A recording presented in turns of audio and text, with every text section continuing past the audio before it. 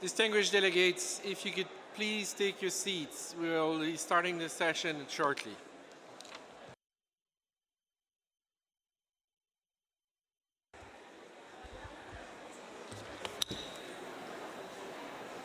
Go ahead. This morning it was really, really nice. I thought of something yesterday.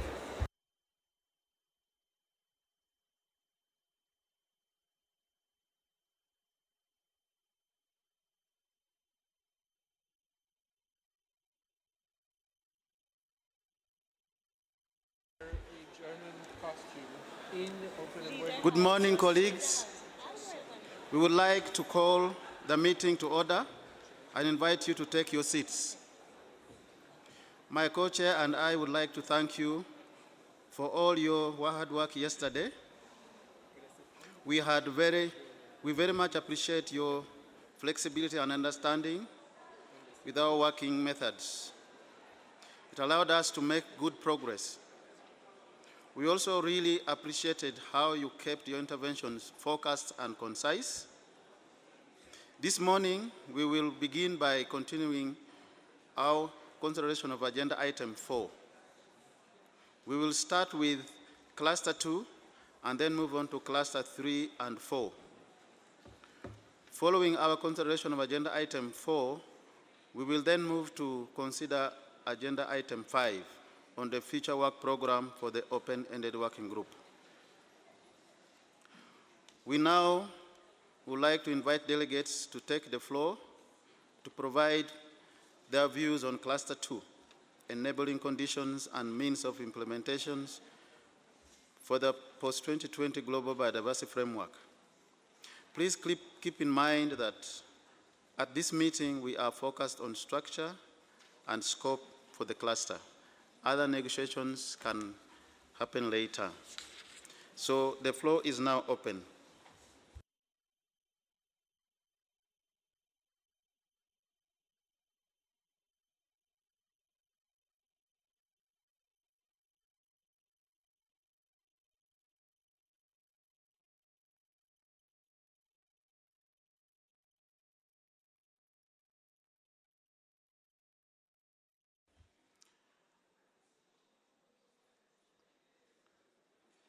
I give the floor to Norway.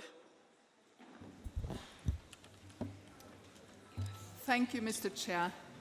Support for enabling elements is crucial for the implementation of the framework. However, setting up this support needs good inputs to be allowed to mature.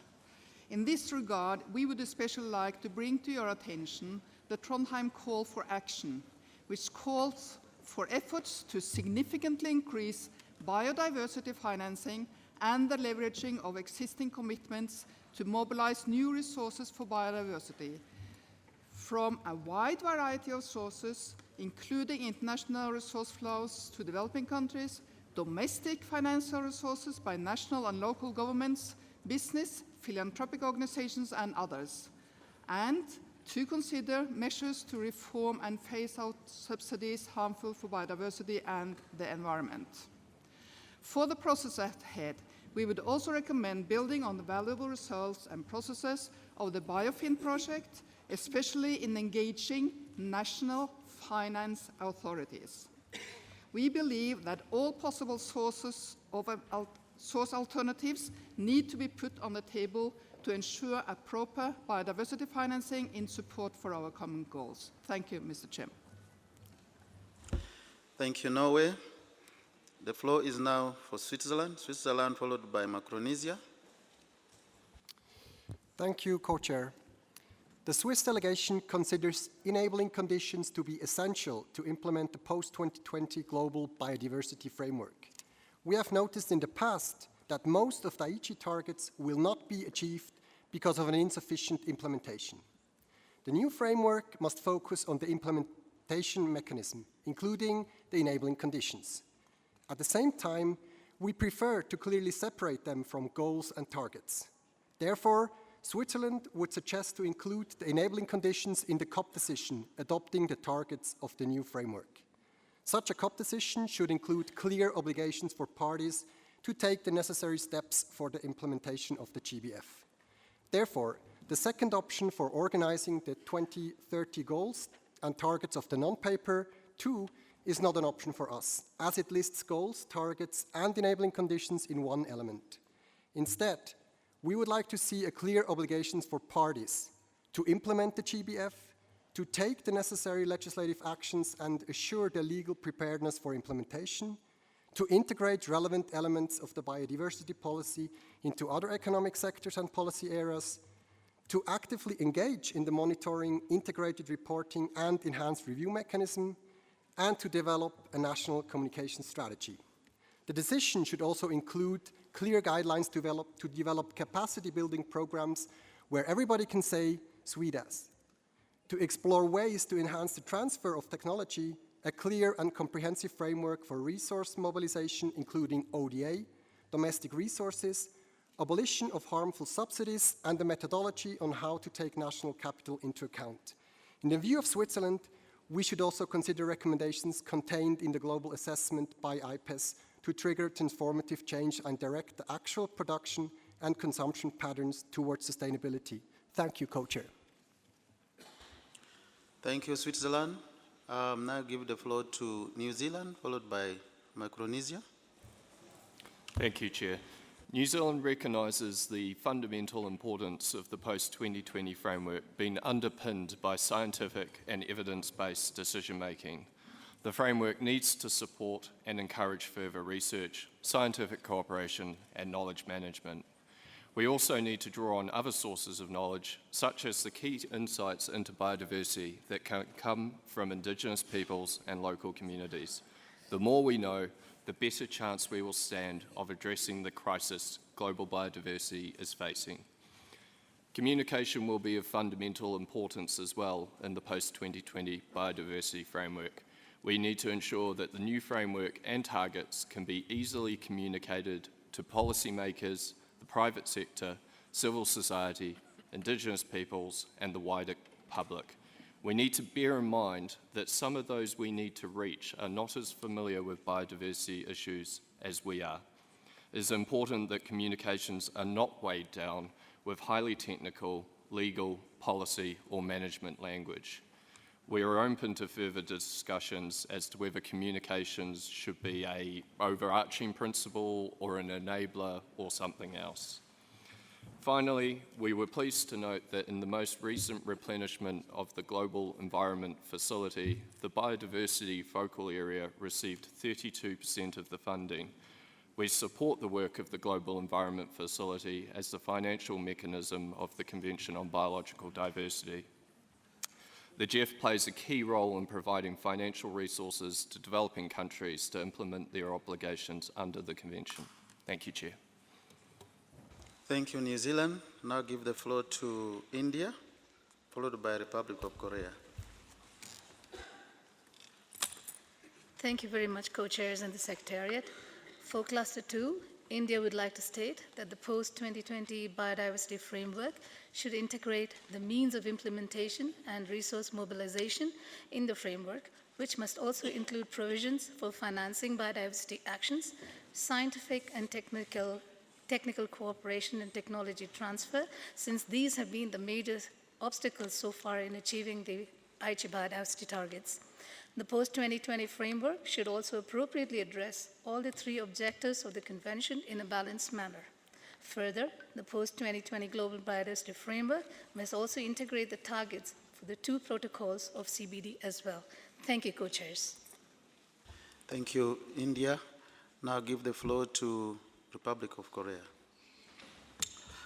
Thank you, Mr. Co-Chair. The Republic of Korea understands that there would be a significant gap among parties in awareness, technology, legislation, and institutionalization and mainstreaming to achieve the three objectives of a convention. Such a gap should and can be reduced through technology transfer and capacity building. These aspects should be adequately taken into consideration in the post-2020 framework so as to promote active and effective cooperation among parties. There is also the lack of data during achievement progress assessment. In order to prevent it and strengthen national implementation of the framework, the post-2020 framework should develop indicators at the same time as finalization of targets, taking into account insufficient data and technology gap, and utilizing indicators already developed. For example, biodiversity indicators partnership, if necessary.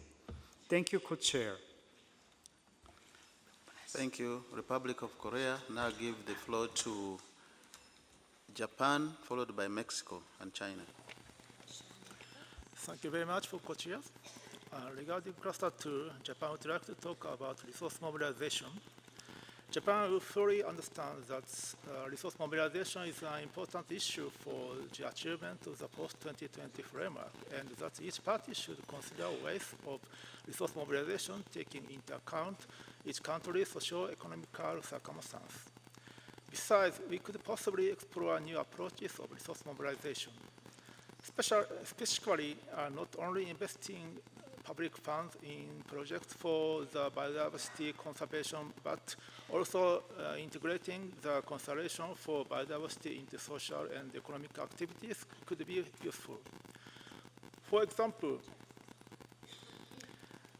ESG investment promotes biodiversity-friendly corporate activities and distribution of goods produced in biodiversity-conscious way, such as certified products. I think such investment could be part of resource mobilization as a result. On the other hand, there have been difficulties in exhaustively grasping the status of resource mobilization for biodiversity conservation by various entities, including local governments and private sectors within each country. Furthermore, it should be noted that there could be difficulty in setting national targets of resource mobilization by each country concerning activities being implemented by global enterprise and international NGOs, among others. Thank you very much. Thank you, Japan. And I'll give the floor to Mexico, followed by China.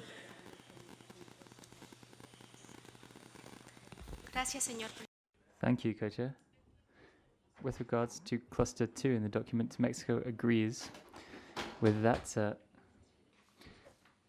ensuring that mobilization of resources should be clearer than at present, as well as the new targets and sub-targets for the strategic frameworks. These should have monitoring indicators which enable us to assess their progress. In addition, countries that have participated in the BioFin initiative already have a very clear idea of the cost of implementation of their national strategies. So these analyses could be a baseline appropriate in order to see the new financing gaps for this framework. On the financing mechanism, although there have been efforts to make this more effective and efficient, there are still areas for opportunity so that countries can access resources in a more opportune manner. We need programmatic focus so that countries can have a national roadmap of projects focused on implementation, national strategies aligned with the post-2020 framework as well. We believe that it would be appropriate to call on everyone to ensure that their financing frameworks are also aligned with the post-2020 framework. On capacity building, Mexico agrees that the Executive Secretariat should draft a post-2020 plan to be submitted to the SBI 3. We agree that it might not be necessary to develop a specific target for this, but we do need indicators for monitoring this strategy. Finally, it's very important to emphasize that communication of the new post-2020 framework should already begin with a creative and aggressive campaign which enables us to generate momentum for the upcoming COP in China. This so that society can be made aware of the topics that will be negotiated and so it can generate support for everything that we adopt there. Thank you very much, Co-Chairs. Thank you, Mexico. And now give the floor to China, followed by Brazil and EU. Thank you, Co-Chair. The implementation of Aichi targets have played a very important role and also left us with a very important lesson, which is we have to have very good measures to match the targets. Otherwise, the more ambitious the targets are, the more difficult for countries to implement. China agrees to the important measures in order to mobilize resources for the implementation of the 2020, post-2020 strategies. The Article 20 of the Convention has made a specific stipulation on the mobilization of resources. China called on all countries to abide by their obligation in terms of financing according to Article 20. We believe diversified and innovative financing channels is a very important supplement to traditional resources, and China is ready to work with other countries to work for a workable and financing mechanism with very strong drivers. China also hopes that we should be clear of all the priorities in terms of capacity building and the technology transfer in order to reach the resource efficiency for better implementation of the framework. Thank you. China. I now give the floor to Brazil, followed by EU. Thank you, Mr. Co-Chair. Brazil is of the opinion that the spirit that should guide us here is of international solidarity, aimed at halting the decline of biodiversity loss. Therefore, increasing means of implementation is a fundamental issue, not only for the implementation of the new biodiversity agenda. It is a cross-cutting issue which should be mainstreamed into all goals, taking into account the different roles and responsibility of countries in line with Article 20 of the Convention. We are thus inclined towards option 2 and will present a concrete proposal regarding the conceptual model for the GBF in due course. Thank you. Thank you, Brazil. After EU, I have the lineup here: Syrian Arab Republic, Kenya, and Liberia. EU have the floor. Thank you, Mr. Chair. The EU and its member states stress the importance of addressing resource mobilization as an integral part of the post-2020 Global Biodiversity Framework, as decided in COP Decision 14/22. The mobilization of all types of resources, financial, human, technical and institutional, from all sources, including from domestic resources and from the private sector, needs to be increased to support an ambitious post-2020 framework, and their allocation should be optimized in order to close the current and future gaps of biodiversity finance. Increases in dedicated funding for biodiversity action are needed but will not be sufficient. The principles set out by the Addis Ababa Action Agenda for Development Financing should guide these discussions. Resource mobilization discussions should therefore cover the different aspects of resource mobilization. Firstly, the need for resources can be reduced and the availability of resources could be increased, in particular when biodiversity is taken into account by other sectors. The mainstreaming of biodiversity is important also for resource mobilization. Combined to a more circular economy can lead to a more efficient use of resources and means of implementation. In this context, the EU and its member states underline the principles set out in the Addis Ababa Action Agenda for Development of Financing, and the importance of making use of the co-benefits offered by projects jointly addressing biodiversity protection and other environmental issues, including climate change, desertification, or deforestation. Cost of protecting biodiversity can be avoided in financing, resource mobilization, harmful subsidies, positive and negative incentives, innovative funding mechanisms, and the balance between the various targets are addressed coherently. For instance, speeding up action to address the drivers of biodiversity loss will mitigate the cost of restoration. Secondly, enhancing cost effectiveness and more effective uptake of available funds should receive special attention, as well as integration of biodiversity-related targets in financing programs.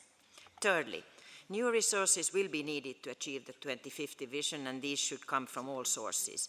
Given the returns on investments in biodiversity, an increased contribution from the private sector needs to be encouraged, in particular through the better interaction with business and other sectors of sharing responsibilities. Domestic resource mobilization needs to be improved by creating an enabling environment, establishing an appropriate legal framework, setting the rules for all stakeholders, also establishing the rights and assets, and creating incentives through tax reform. Mr. Chair, finance mechanism. EU and its member states welcome the GEF 7 replenishment of biodiversity. The integrated approach towards halting biodiversity loss, land degradation and climate change should be a central theme throughout the post-2020. EU, just bear with us. You will continue for another 3 minutes. Could you please give the floor again to EU? Sorry about that. Yeah, thank you, Francis. So the climate change should be a central theme throughout the post-2020 framework, including within the UN Decade on Ecosystem Restoration. These are all three focal areas for the GEF. Replenishment negotiations of GEF 8 are foreseen to start in the second half of 2021. Enhancing an integrated approach in the development and implementation of the post-2020 framework will thus support GEF funding across the focal areas in a coherent way. Capacity building. Capacity building needs to be an integral part of the post-2020 framework and in full coherence and coordination with the overall process for this post-2020 framework. EU and its member states welcome the preparation of a long-term strategic framework for capacity building beyond 2020 and the need for a solid knowledge base to inform priorities and delivery mechanisms for capacity building. Technical and scientific cooperation and technological transfer. D. A second scientific underpinning and knowledge base are of utmost importance. Existing network of scientific institutions and implementing agencies should be enhanced and supported to facilitate cooperation, including exchanging best practices in implementation of different aspects of the Convention and its protocols by parties, IPLCs and other stakeholders. Communication. The framework for a communication strategy remains valid and is relevant for communicating the preparations of the post-2020 Global Biodiversity Framework and its implementation as an annex to Decision 13/22. Communication is a top priority. Strong communication campaigns are needed to increase the visibility and knowledge of the biodiversity crisis and the urgency of stepping up actions necessary to achieve the objectives, and foster cooperation between MEAS and other relevant stakeholders. Dedicated communication to relevant sectors should start as soon as possible to support their involvement in the development and implementation of the post-2020 framework. Cooperation with stakeholders to promote the Sharm el-Sheikh to Kunming Action Agenda for Nature and People should to involve and engage ambassadors and champions is urgent. Lastly, working with the private sector in particular to reward best practices to highlight the economic benefits and value of biodiversity and reveal the real cost of negative impacts on the environment is important. This should coincide with promotion of the Action Agenda for Nature and People to capture actions by non-state actors. Thank you, Mr. Chair. Thank you, EU. I now give the floor to Syrian Arab Republic, followed by Kenya and Liberia. Syrian Arab Republic, you have the floor. شكرا سيد الرئيس، شكرا للسكرتارية. Thank you, Co-Chair.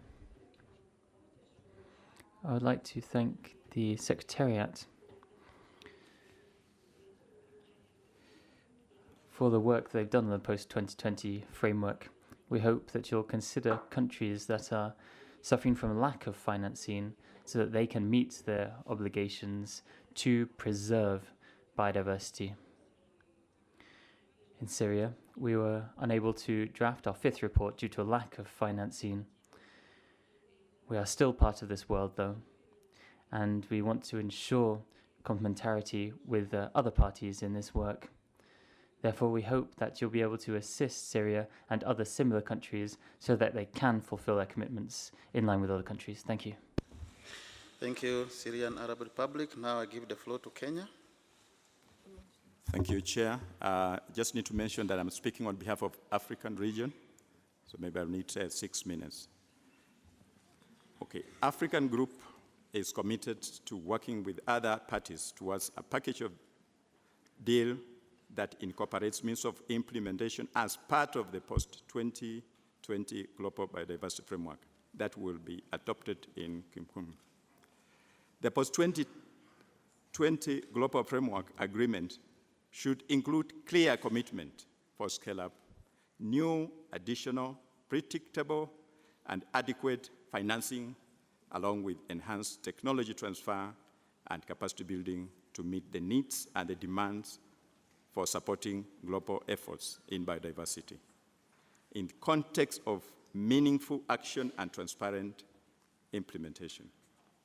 In addition, Africa Group would want to see a post-2020 global framework that enhances effectiveness and efficiency of means of implementation. This entails a mechanism where finance, technology, and capacity building are coherently provided through the cooperative and coordinated linkages among relevant entities under overarching conservation, sustainable use, and benefit sharing strategy. It is therefore important from our perspective that post-2020 global framework includes an analysis of the cost of implementation as well as strategy for its full resource mobilization. A critical concern for the African Group is to address availing finance and ease of access to funding. Resource mobilization is a topic that will be on an agenda COP 2015, and parties will expect clear advice on resource mobilization linked to delivery of post-2020 global biodiversity framework. Work plans should be developed which demonstrate how this will be achieved, including identifying input that will be required. The development of comprehensive capacity building framework that incorporates the need for convention and its protocol is key element that must be underpin the post-20 global framework agreement. The post-20 framework should establish mechanism for accelerated action in technology transfer in line with provision of the convention and its protocols. Access to and transfer of technology and development of technologies relevant to the conservation of biological diversity and the sustainable use of is critical to deliver an ambitious post-2020 framework. In that regard, the group proposes the establishment of the technology mechanism to serve the post-2020 framework that will deliver on concrete and innovative technologies in support of the implementation of all three objectives of convention. Such a mechanism can be borrowed on the concept of the technology mechanism under UNFCCC. A key priority of African Group in the context of the means of implementation relates to compliance with environmental legislation and addressing the illicit trade in biodiversity resources. Mr. Chairman, it is stated that you can't talk your way out of situation you behaved yourself into. So we need concrete action. Thank you very much. Thank you, Kenya. I now give the floor to Liberia, followed by Ecuador. State that Liberia support the statement made by Kenya on behalf of Africa. We would, however, like to emphasize one key element of that statement, which is resource mobilization.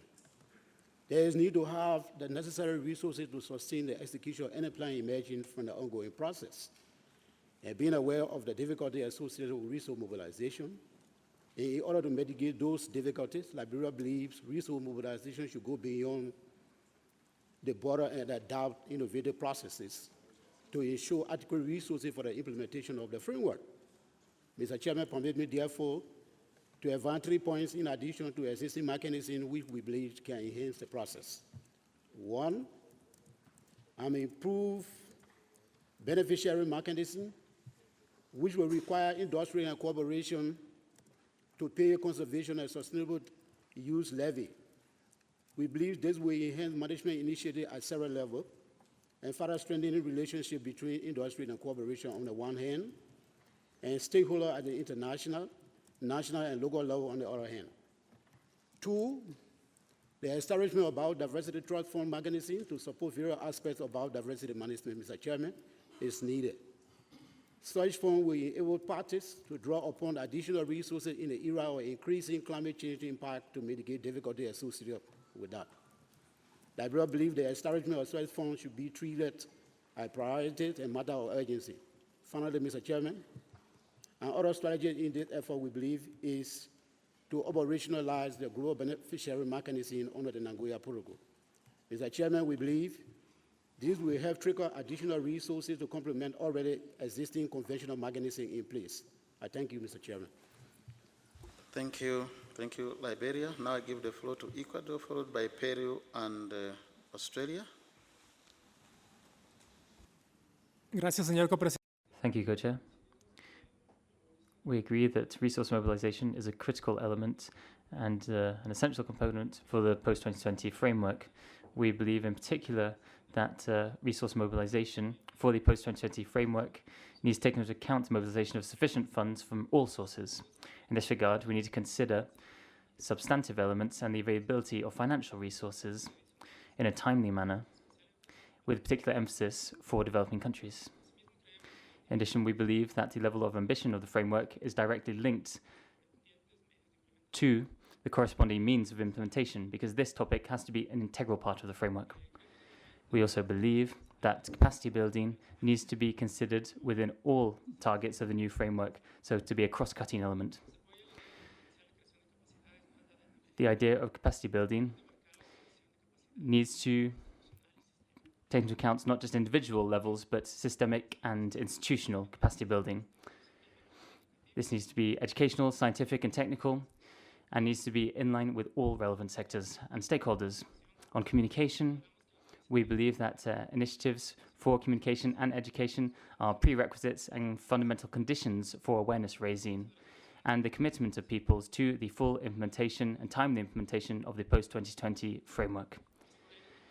Therefore, we agree that the global framework needs to have the support of a relevant communication strategy, which is easy to communicate, not just directed at specialists in biodiversity, but also to everyone in society and all decision makers. Thank you very much. Thank you, Ecuador. Peru, you now have the floor. Thank you, Co-Chair. Given that the consultation process showed that a global post-2020 biodiversity framework would require appropriate means of implementation which are solid and innovative, my delegation believes that the elements included in this section are very important. We believe that they need to be included as a cross-cutting element throughout the targets and not just as a separate element. So they have to have the same intensity of implementation across all sectors. On mobilization of resources, we believe that this could be a separate target in concrete terms, although it could also be included in targets such as means of implementation with some specific targets and conditions. We have to use the information provided by the BioFin report in order to develop financing plans for biodiversity to ensure that investment in biodiversity are more efficient and effective, and to ensure greater involvement of the private sector and productive sectors. That is where national public investment is also important. The operationalization of financial mechanisms has to be constructed using initiatives already underway. They could receive support in the short term in order to add to their implementation, either add to them or promote them. The necessary resources for development of the various mechanisms will be more than what can be provided by BioFin. So we have to think about the operationalization of each of them and perhaps set up a separate mechanism for their implementation. On scientific and technical means and technology transfer, we believe it's essential not just to strengthen scientific and technical cooperation and technological transfer and innovation in order to support the post-2020 biodiversity framework, but also include it as a means of implementation so that it can be translated into a specific indicator within the targets. Finally, communication is a critical and substantive means of implementation, because people need to take ownership of this mechanism. We have to make use of all creative mechanisms existing, whether they be digital or not, which enable us to reach all stakeholders using their language in an adequate and appropriate manner. Thank you very much, co-chairs. Thank you, Peru. I now give the floor to Australia, followed by Argentina and Costa Rica.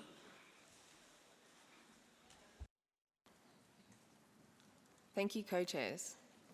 Australia recognises that the 6 issues identified in Cluster 2 are critical to the implementation of the post-2020 Global Biodiversity Framework. With this in mind, we reiterate the need to ensure there is appropriate time to consider and discuss implementation options for each issue. Noting we are striving to develop an inclusive and participatory post-2020 framework, timely consideration is important given the breadth of actors that will be involved in implementation. Australia's continued position is that we need to mobilise resources from a range of sources. We need to develop a considered long-term strategic framework for capacity building for the post-2020 framework. Australia views capacity building as more than just financial support, but also learning from each other in a structured and considered way. Australia is supportive of the sharing of information and technology on shared global issues. Domestically, we have learnt a lot from revising our National Biodiversity Strategy and Action Plan. The way we communicate the importance of biodiversity and the role it plays will be critical to ensure we can garner interest and engagement in the new framework. We need to use simple and succinct messaging that is easily understood so as to empower action by all. Thank you, co-chairs. Thank you, Australia. Now give the floor to Argentina. Thank you, co-chair. Argentina welcomes the discussions carrying out here. We believe they'll be very useful to see our starting point. We've listened to all the parties. It's urgent that this framework can tackle challenges with regards to biodiversity on our planet. Therefore, it's very important that this framework have important elements within the second cluster so that it can be effectively implemented. For the success of the global framework, it's essential that it has a robust means of implementation, including financial resources, capacity building, and technology transfer. As a result, the provision of resources needs to be directly linked to the ambition of the future global biodiversity framework. The 2020 framework will be as ambitious as the resources provided for its implementation. In addition, we could explore new tools for the mobilization of additional resources.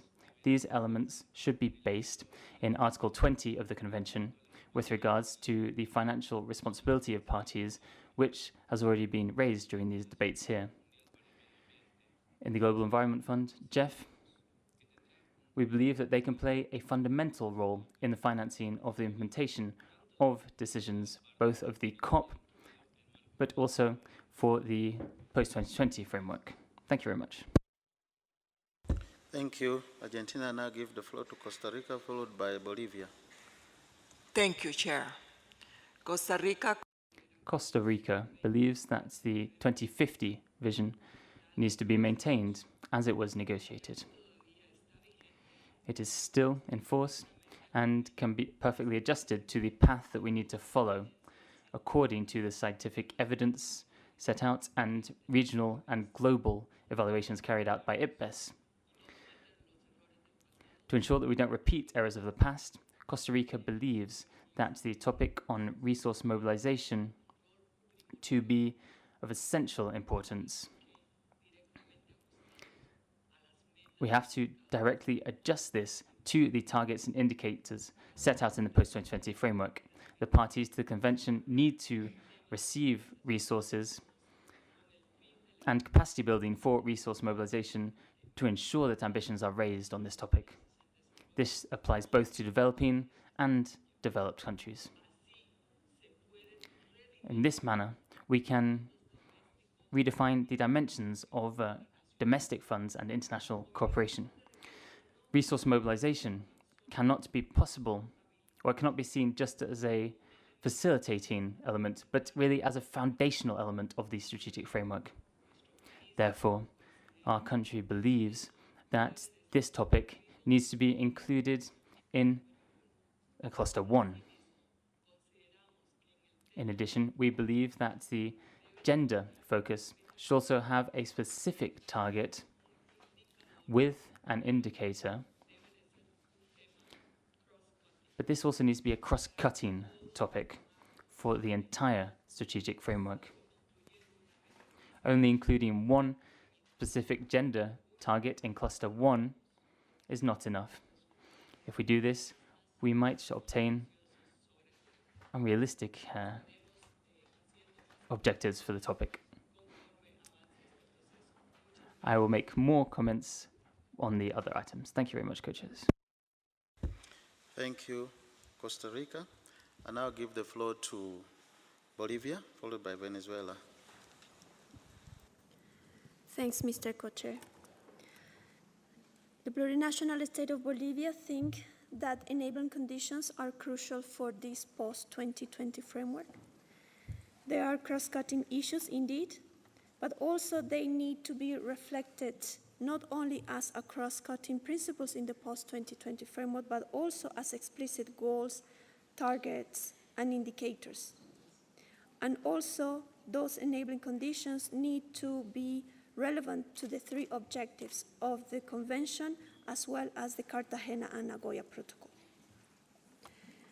Now we would like to share some very specific aspects that we suggest to be reflected in the post-2020 framework in relation to enhancing conditions and means on implementation, which are the following.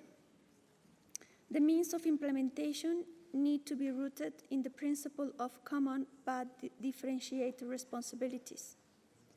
Transparency should be a crucial element in resource mobilization and information management. Resource mobilization needs to be addressed according to Article 20 of the Convention related to financial resources. Also, caution needs to be placed when referring to financing from all possible sources, since safeguards from non-state funding should be in place. Also, to us is very important measures to phasing out harmful subsidies and placing disincentives to harmful activities to biodiversity in terms of conservation and sustainable use. Comprehensive technology assessment is also needed, including new technology developments in light of the overarching principle of multilateral environmental agreements, which is precaution. Finally, communication certainly is a central point. It needs to be addressed and adapted not only to different stakeholders, but also right holders, mainly indigenous peoples and local communities, and covering the three objectives of the Convention and also the objectives of its protocols. Thank you very much. Thank you, Bolivia. I now have the following: Venezuela, Eswatini, South Africa, Iran, Spain, Mauritania, Chile, Egypt, Kenya. I see you on my screen, but it's my understanding perhaps that you have already spoken on behalf of the African region, so I don't know whether you are touching the button by some accident. I now give the floor to Venezuela. Gracias, co-presidente. Thank you, Co-Chair. Good morning. As India said, Venezuela believes that the post-2020 framework needs to include resource mobilization in an explicit manner, following the principle of common but differentiated responsibilities, as Bolivia said. It's also important for the framework to take into account in an explicit manner synergies with the fight against land degradation and other knowledge systems. We insisted upon including indigenous and ancestral knowledge, but this is only included in declarations until now. It needs to be put into practice. The global report provided very valuable information which enable us to take more robust decisions. But we also need to include information from other knowledge systems, it's important to consider traditional and ancestral knowledge in order to create truly creative and innovative systems. The loss of biodiversity in the past few years has increased, and it will continue to increase. Doing the same thing will not generate different results. We have to be more creative, and therefore we need to look to indigenous ancestral knowledge in order to add creativity to our strategies in order to achieve better results and leading up to 2050. Thank you. Thank you, Venezuela. And I'll give the floor to Eswatini. Thank you, Mr. Chair. Eswatini fully supports the statement made by Kenya on behalf of the Africa Group. It will almost be impossible to deliver on an ambitious post-2020 framework without clear commitments for new, additional, predictable, and adequate biodiversity finance, accompanied with enhanced technology transfer and capacity for meaningful actions. Despite ambitious commitments, financial and technical resources mobilized thus far have been insufficient to achieve the objectives of the Convention. The post-2020 framework should have financial commitments as part of the implementation plan and holistic goals or targets on biodiversity finance and resource flows. My delegation recommends goals on resource mobilization that reflect increased ambition, stimulate new and innovative mechanisms and commitments, especially addressing updated conservation goals. On technology development and transfer, there should be allocation of time for the discussion of the role that technology can play and how such acquired technologies can be transferred to developing countries. In that regard, there is need for a technology mechanism to serve the post-2020 framework and to deliver on concrete technology development, as it is with technology mechanism under the UNFCCC. On capacity building, a long-term strategic framework for capacity building beyond 2020 should be developed to address identified gaps that has so much hindered the attainment of the Aichi biodiversity targets. Such a framework needs to cover capacity development at all levels, including individual, institutional, and systemic levels, and should include clear timelines for countries to implement. Lastly, there is need to develop clear and easily comprehensible communication strategies to target a wide range of stakeholders. I thank you, Chair. Thank you, Eswatini. Can I give the floor to South Africa, followed by Iran?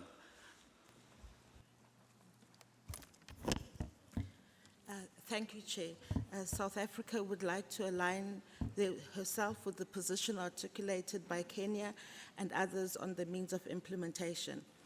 The process for the post-2020 biodiversity framework calls for a transformative approach that considers the underlying economic pressures and drivers of biodiversity loss, as well as the vital contributions that healthy, biologically diverse ecosystems make to human well-being.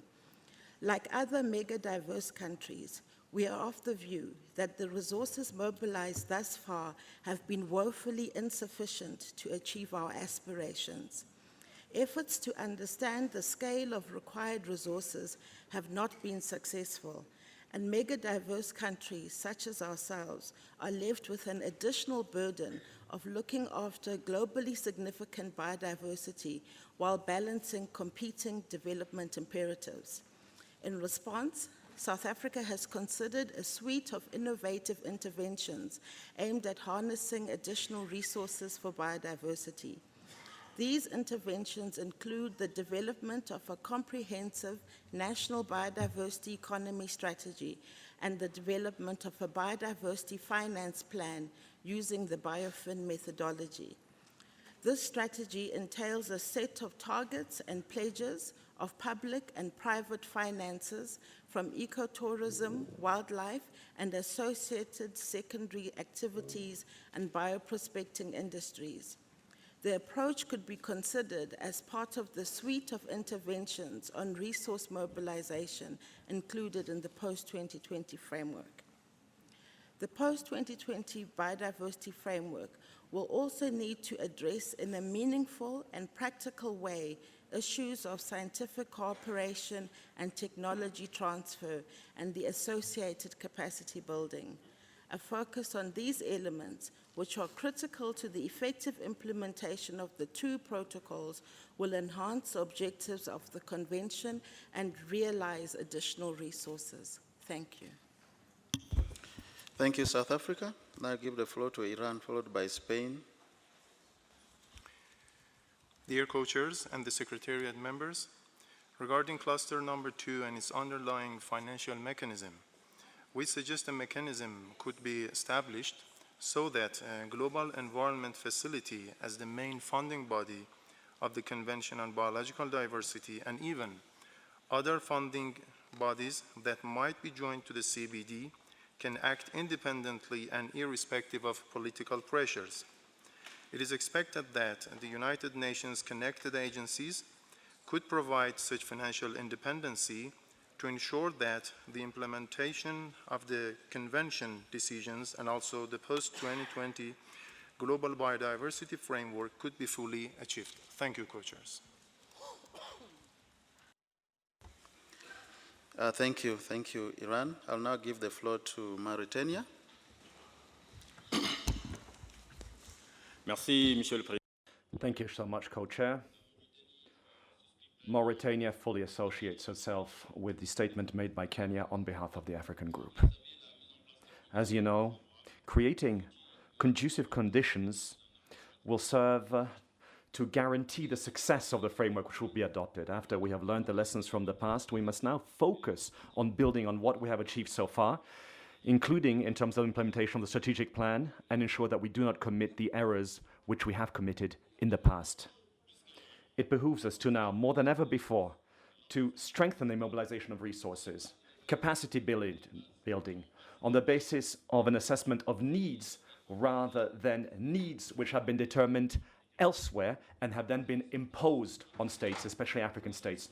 Turning to a specific issue on knowledge, it is important to underscore that knowledge is an essential element in the decision-making process. It is therefore essential and necessary to identify and to set up a mechanism for the sharing and access, easy access to relevant data and information to back the process of planning and the drawing up of strategies as well as decision-making.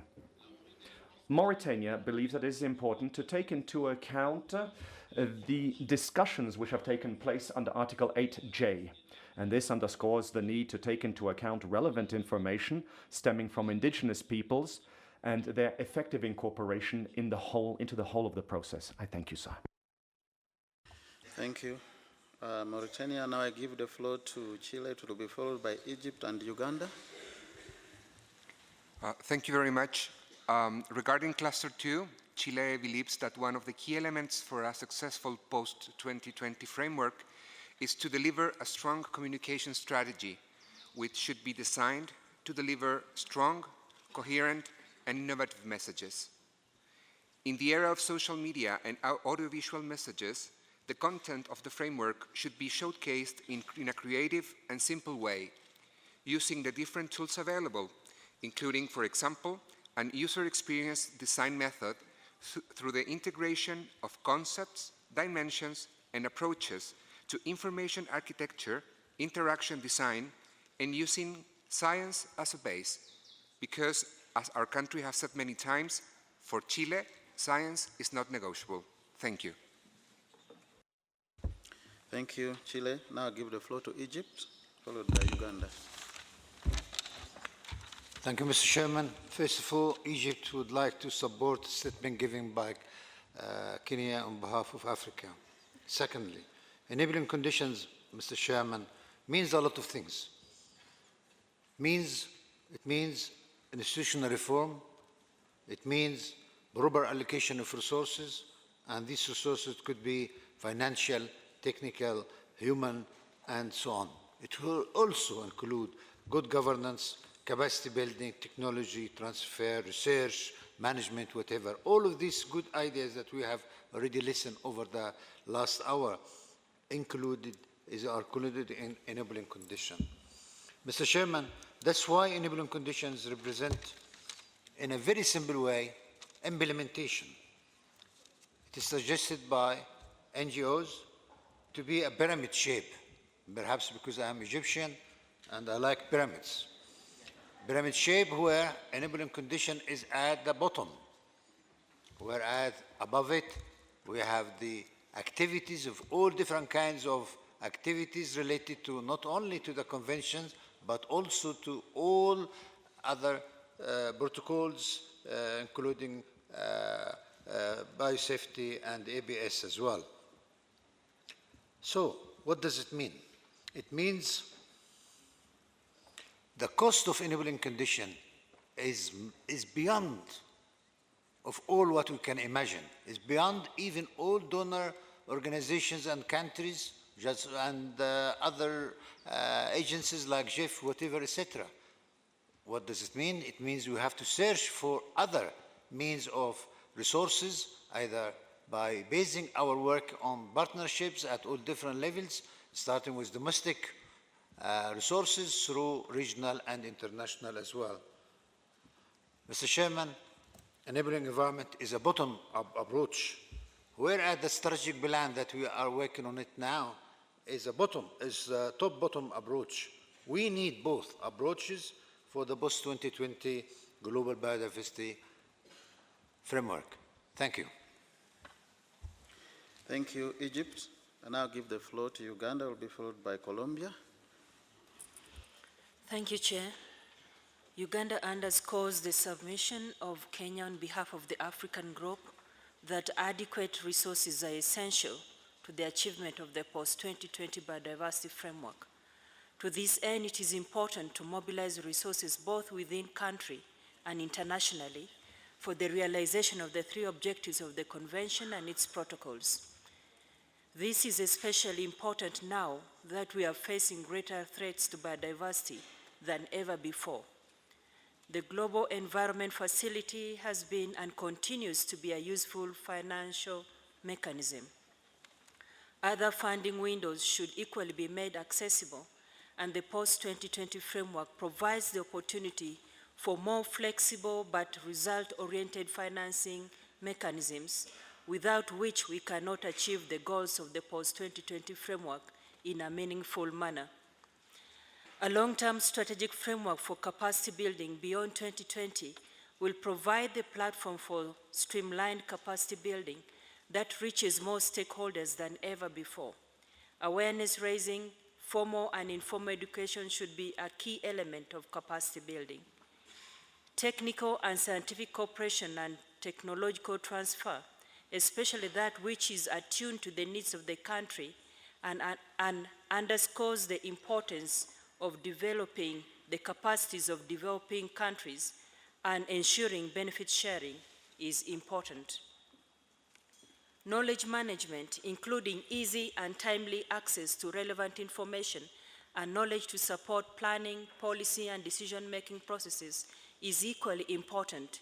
Hence, more support is needed to enhance knowledge management initiatives, including the clearinghouse mechanisms. Finally, the framework of the communication strategy remains valid, but should be consistent with Decision 1434 and be dedicated to the specific needs of various stakeholders. We should be able to develop and share strong, consistent, and coherent messages that cause positive change in attitude and practices. Thank you.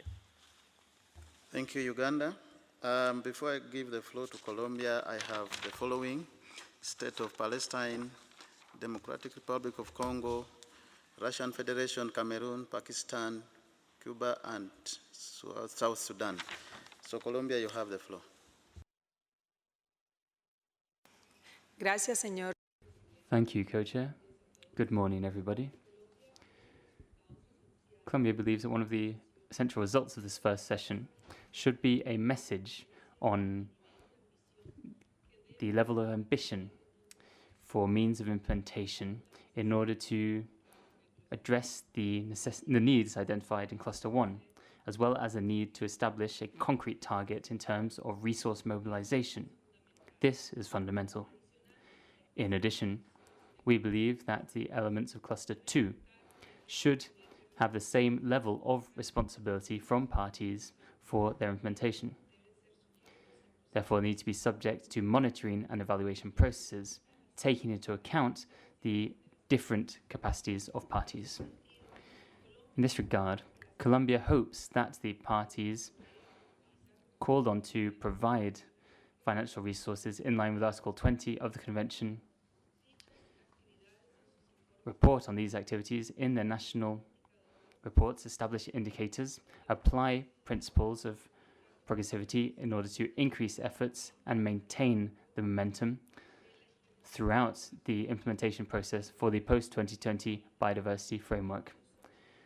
This should also include the announcement of voluntary contributions to this, which would add incredible value for compliance with the objectives of the Convention and its protocols. In addition, Colombia believes that we need to continue strengthening GEF. Also, considering that the mechanism is used by other conventions, such as the Minamata Convention, there is a need to increase resources to finance projects on the ground, which enable multifocal action with a greater impact and which provide the necessary synergies between conventions and their implementation. Just as for other countries in the region, Colombia has financial analyses on the cost of implementation for its national biodiversity strategies through the BioFin program. We believe that this information can be used as a guide for the establishment of a target on resource mobilization and also allow us to identify areas of focus which require greater attention. One of the responsibilities that all parties need to take to strengthen means of implementation is making use of the necessary tools to carry out evaluations, to set out concrete needs of countries in terms of financial resources, communication, technology, capacity building. This all to meet the needs and priorities of each country and the needs at multilateral and bilateral level. Thank you very much, co-chairs. Thank you, Colombia. Now give the floor to the State of Palestine, followed by Democratic Republic of Congo. شكرا سيد الرئيس. Thank you so much, co-chair. Well, the drawing up of this post-2020 framework will, I am sure, be an essential principle which will enable us to protect biodiversity and preserve it for succeeding generations. Now, these objectives constitute the cornerstone, the main guarantee ensuring the achievement and implementation. This is essential to assess the necessary efforts for the aforementioned implementation. The definition of these objectives will hinge on this. It will also determine the resources and means which we will have to mobilize. The mobilization of these resources must in turn be based on the principle of justice and equality, because this is an essential principle of the Convention. Financial funds must therefore be based on this principle, and there should be no pressure involved at all. I thank you. Thank you, State of Palestine. Dear delegates, I think I didn't announce closing of the list. I think we have given reasonable time. At this point now, I would say the list is now closed. Of course, I've seen more that have just come in, Niger and Ethiopia, after South Sudan. So I hope you'll bear with me on that so that we can move on to hear also from the organizations and then go to the next cluster. So we now give the floor to Democratic Republic of Congo. Merci beaucoup. Thank you so much, Co-Chair. Co-Chair, at the outset, the DRC would like to back the statement made by Kenya on behalf of the African Group. For us, the 6 points which were proposed as conducive conditions for the implementation of the post-2020 framework all seem relevant. We would like to very briefly, however, focus on the mobilization of financial resources, which of course is one of the key preconditions on which the success of the implementation of the post-2020 framework will hinge. this is something which other delegations have stated as well. I'm referring to those who spoke before us. So the DRC would also like to back the proposal which would have the framework backed by an analysis of costs, its implementation, and would include a strategy for the mobilization of financial resources, which would have as its basis the provisions of Article 20 of the CBD. I thank you, sir. Thank you, Democratic Republic of Congo. I now have the Russian Federation. Спасибо. Thank you so much, Co-Chair.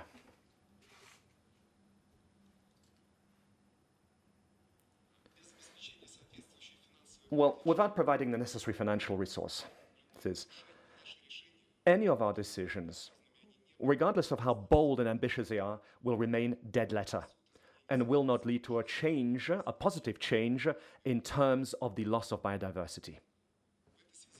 In this respect, we are concerned by the fact that the GEF remains the main financial mechanisms for achieving the objectives of the Convention on Biodiversity and the program of work for the post-2020 period.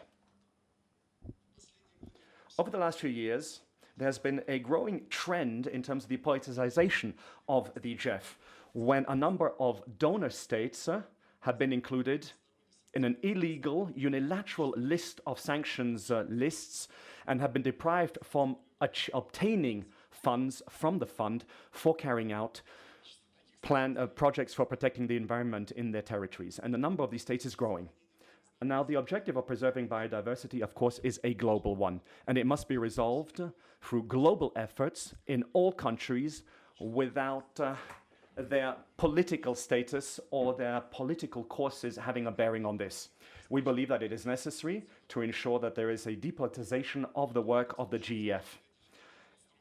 Only in this way will it become an effective instrument to achieve the objectives of the CBD and the post-2020 program of work.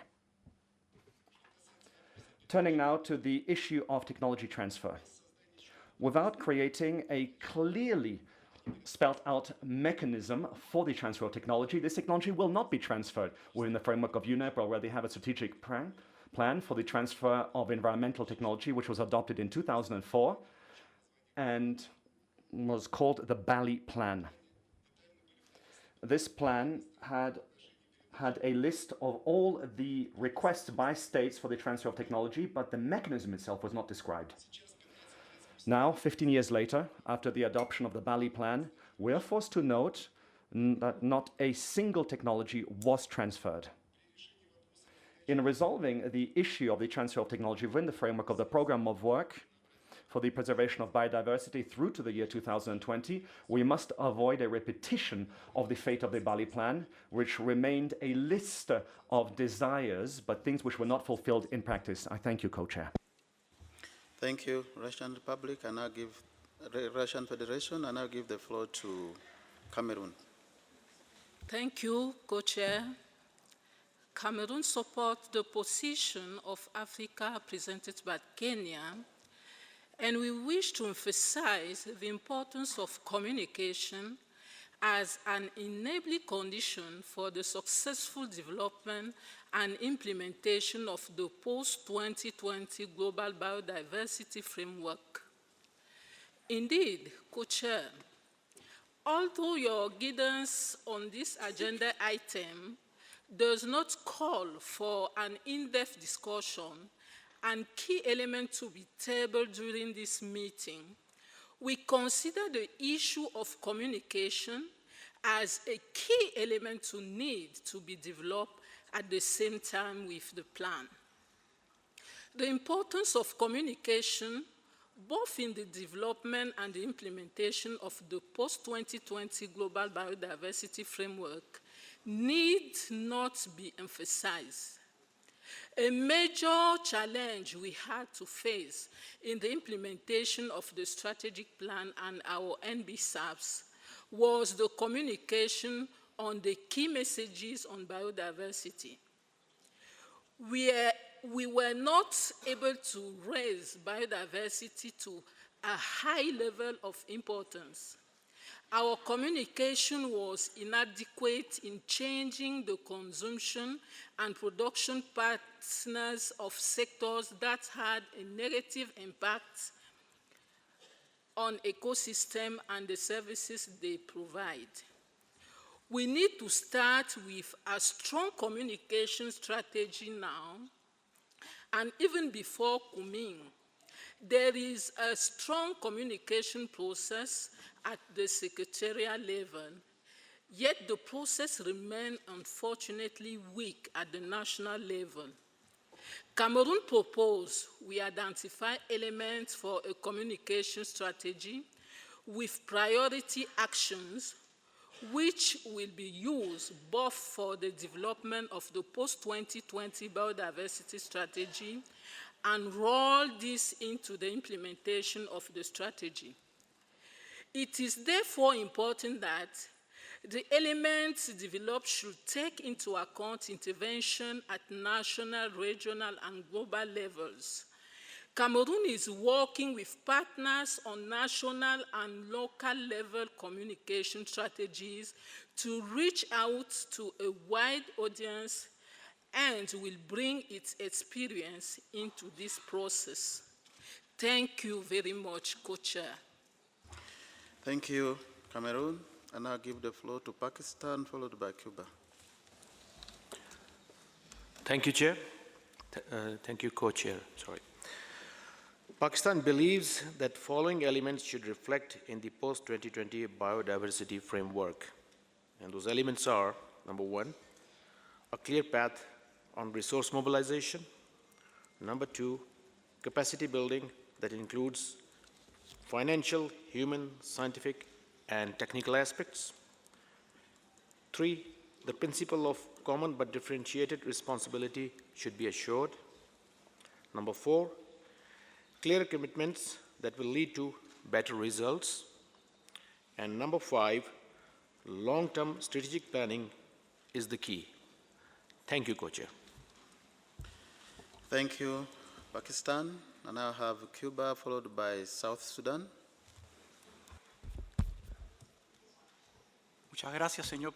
Thank you very much, Co-Chair. Although we're looking at the topic of enabling conditions outside Cluster 1, we believe that it does have a link with Cluster 1. Therefore, without an adequate protection of the role of the means of implementation in terms of setting out the measurement here, the strategic framework will not have adequate implementation. So all of these efforts will not allow us to slow down loss of biodiversity. We believe that the message of the need to increase financial means on this topic is widely known and in general accepted. So we need to move the discussion to another aspect. In our opinion, what will be the financial commitments and when will they be provided? We also need to see what function that financial mechanisms at national level can have in order to move us towards improvements and sustainable development. I would like to call your attention to the need for technology transfer and related knowledge transfer to increase its role, not just within our debates here, but also in national and international cooperation on this. The current situation poses challenges to a number of developing countries in terms of knowledge of new trends throughout the world, using new technology in order to preserve biodiversity throughout the world. Therefore, national regulatory frameworks and national institutions and capacities will need to take tortuous paths in order to have accepted scientific knowledge. If we want to protect biodiversity, we also need to take into account other areas such as biosafety.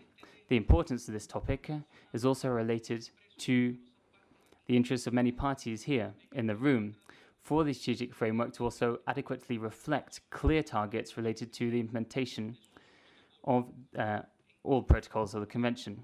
On communication, an effective strategy needs to have various public targets. But for the framework, emphasis needs to be placed on new generations. Thank you very much. Thank you, Cuba. I now have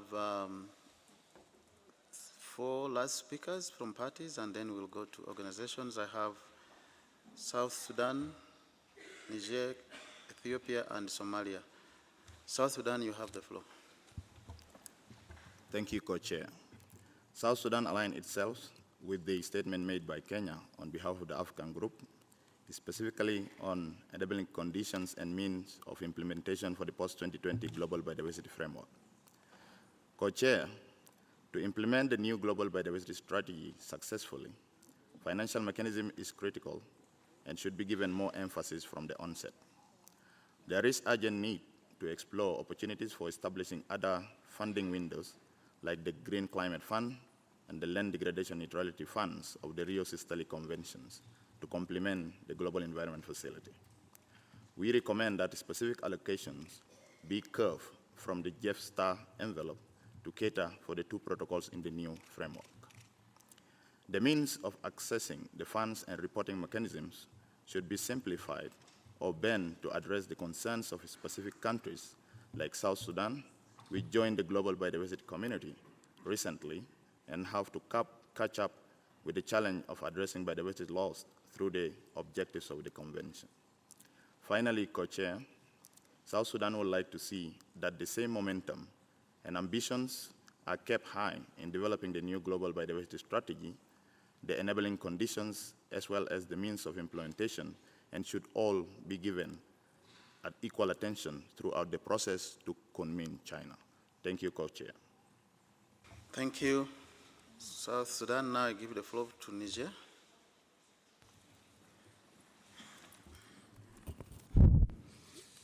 Merci. Thank you, Co-Chair. Niger supports the declaration made by Kenya on behalf of the African Group. But we would like to place an emphasis on taking into account in the framework all the variables which can prevent the wide-scale deployment of new technologies. Because if we don't take this into account, technology transfer will not be enough. We believe that the failures of the 2010 to 2020 framework should also be taken into account for the post-2020 framework. Thank you very much. Thank you. Ethiopia, you have the floor.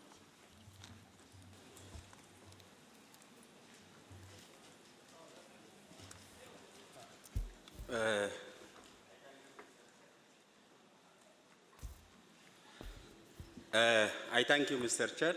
Ethiopia supports statement made by Kenya on behalf of African region. Resource mobilization is a key for the implementation of CBD Convention and its protocol. With this regard, various aspects to be considered in post-2020 biodiversity framework, among others, resource mobilization.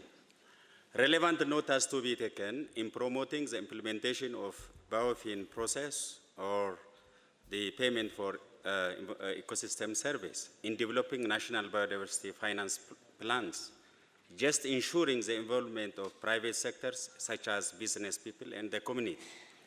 Creative actions need to be taken by the Convention to ensure Article 20 of the Convention. As to finance mechanism, or the finance mechanism needs to be timely and more transparent. As to capacity building, it has to be framed as timely, targeted in a continuous manner.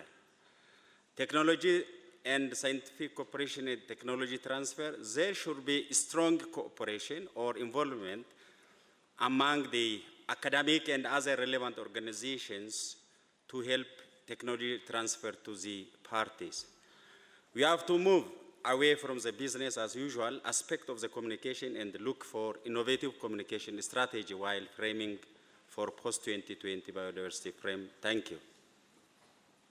Thank you, Ethiopia. Now I give the floor to Somalia. Thank you, Kojer. Somalia is thrilled by what the Kenyan president already. Somalia is committed towards improving the status of the country's environment and natural resource mobilization, are also improving good governance to meet the objectives of the Convention. And the government of Somalia already laid the foundation of many environmental policies in this year, including environmental management policy and environmental management and acts, and more commitments for implementation and international conventions about Rio conventions and Montreal protocols.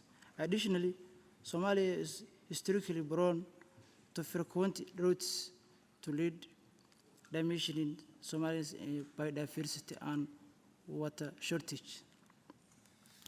Also, finally, let me assure that the government is committed to allocate resources and find interventions that are aimed to saving the current environmental trends. However, the effects of climate change affecting communities and their livelihood, as it is loss of biodiversity, deforestation, and water scarcity, high population growth rates in urban areas, and internal displacement have negative impact on the environment. Conclusion. All of those efforts of the government will contribute to the conservation of biodiversity of southern Somalia. Somalia plays a dynamic role for the implementation of biodiversity framework of post-2020. Thank you. Thank you, Somalia. I now go to the list of organizations, because that with the Somalia we now close the list of interventions by parties. I'll begin with IPLCs. IPLC, you have the floor. Thank you, Chair. I'm speaking on behalf of the International Indigenous Forum on Biodiversity. And I'll be speaking on the structure and scope and structure and enabling conditions. The 2050 vision of living in harmony with nature expresses a profound cultural vision about a transformed relationship between humans and nature, whereby biodiversity is valued, conserved, restored, and wisely used, ecosystem services maintained, and a healthy planet delivering benefits to people. In the 2050 vision, the futures of nature and culture are inextricably linked, flowing inevitably from the historical coevolution of nature and humans. Nature and culture together form the scope of the post-2020 Global Biodiversity Framework, from the 2050 vision down to the milestones covered in the 2040 and 2030 mission and their associated goals, targets, and indicators. The mission flows from the vision above and is informed by the goals and targets from below. Goals and targets. Building on the comments made by several governments that all the three objectives of the Convention should be addressed in a balanced way in the post-2020 GBF, we propose to explore an expanded version of the second option presented in document CBD/1/3, paragraph 14C. This would be to have three goals under the three objectives of the Convention: conservation, sustainable use, and access and benefit sharing, plus a fourth goal on enabling cross-cutting actions and conditions. Under each goal, there would be targets relevant to IPLC's traditional knowledge and customary sustainable use. And we think that this approach would ensure that the cross-cutting issues and contributions of IPLCs would be embedded throughout the framework. Referring to non-paper 2, we note that there are only two options being proposed under goals and targets, while there are three options in the document CBD/1/3. We propose that all three options in document 1/3 should be added to the non-paper 2, and that our proposal for a fourth goal be considered. Indicators. We support the co-chair's proposal to use as adjusted the sets of indicators already identified by the CBD, the indicators used by IPBES, and the indicators under the 2030 Agenda for Sustainable Development. However, we would like to propose that indicators developed and used by other relevant processes, for example, the Indigenous Navigator, including indicators related to the UN Declaration, and the Arctic Social Indicators project that included under the Arctic Human Development Index, as well as local indicators developed by IPLCs on local food and health systems, be considered in the process of agreeing on the indicators for the post-2020 Global Biodiversity Framework. Co-chairs, under IIFB's proposal on scope and structure, the enabling conditions and means of implementation would be integrated as complementary goals and targets in the post-2020 framework. We also observe that indigenous peoples and local communities, gender, women, girls, youth, are currently mentioned under Cluster 4 under full and effective participation and enablers. This carries a risk that our contributions become overarching principles without clear targets and indicators for action. We consider that IPLCs as central actors and permanent partners need to be embedded at all levels of the post-2020 Global Biodiversity Framework under our proposed scope and structure. We'd like to stress that the resources should be mobilized for the capacity building of indigenous peoples and local communities. The mobilization of the resources should be done in supporting local actions and initiatives of indigenous peoples and local communities, supporting the local actions of indigenous peoples and local communities, and securing our rights to land, water, territories, and resources can be amongst the most effective ways to make progress in reversing biodiversity loss and to moving towards the 2050 vision for biodiversity. There should be more resources allocated for the participation of indigenous youth and women. Mobilization of resources should be done to simplify the IEC materials on CBD and make it appropriate to the culture and context of indigenous peoples and local communities. On financial mechanism, we'd like to recommend that the mechanism should be less bureaucratic and complex and should enable the direct access of funds by indigenous peoples and local communities. We should also call for the establishment for a fund that could be controlled and managed by indigenous peoples and local communities. Many IPLCs do not have access to the internet, and therefore face-to-face capacity building is appropriate and practical for IPLC. Regarding the communication, we need to expand our mind and think outside the usual box that we have been used in the past. Communications should be targeted to reach different audiences in a number of appropriate media, such as digital games for children using simple and easy to understand language, and avoid technical terminology, using local languages that is easy to understand. Thank you, IPLC. I think you ran out of time, but I can see you smiling. I think you made a lot of inroads. Now, I have got the following on the list here. I have microphone number 267, youth. 238 is NGO, 244 is NGO, 263, women, 228, World Bank, and 240, NGO. So, youth, you have the floor. Thank you, Mr. Chair. We're speaking on behalf of the Global Youth Biodiversity Network. We will be making comments that apply to the general structure as well as Cluster 1 and 2. First, the results of the preliminary youth consultations on post-2020 carried out by the Global Youth Biodiversity Network have shown that for our community, there is no way to live in harmony with nature without ensuring intergenerational equity, sustainable living, and the integrity of our life support system. We believe that we need strong values and principles to underpin these. However, they are still not clearly reflected in the current proposal. Therefore, we feel that it is paramount that these transformational values and principles, which will guide us towards living in harmony with nature, are discussed and incorporated in the post-2020 Global Biodiversity Framework. Second, we believe that there needs to be a clearer pathway towards 2050. Gibbon feels that we absolutely need to make sure that our vision for 2050 does not remain a distant aspiration. We need to have a concrete plan on how to get there. We feel that we need to perhaps reconsider whether 10 years is an adequate time frame. We feel that 10 years is barely enough time to translate decisions from the international level to the national level and ultimately to create change on the ground. One solution could be a 15-year strategic plan divided into 5-year stepwise milestones or priority action plans. We believe this will be a more adequate timeframe for effective implementation. We feel that a milestone system of 5-year priority action plans will also help us to stay on track, review progress, and adapt our efforts accordingly and more regularly.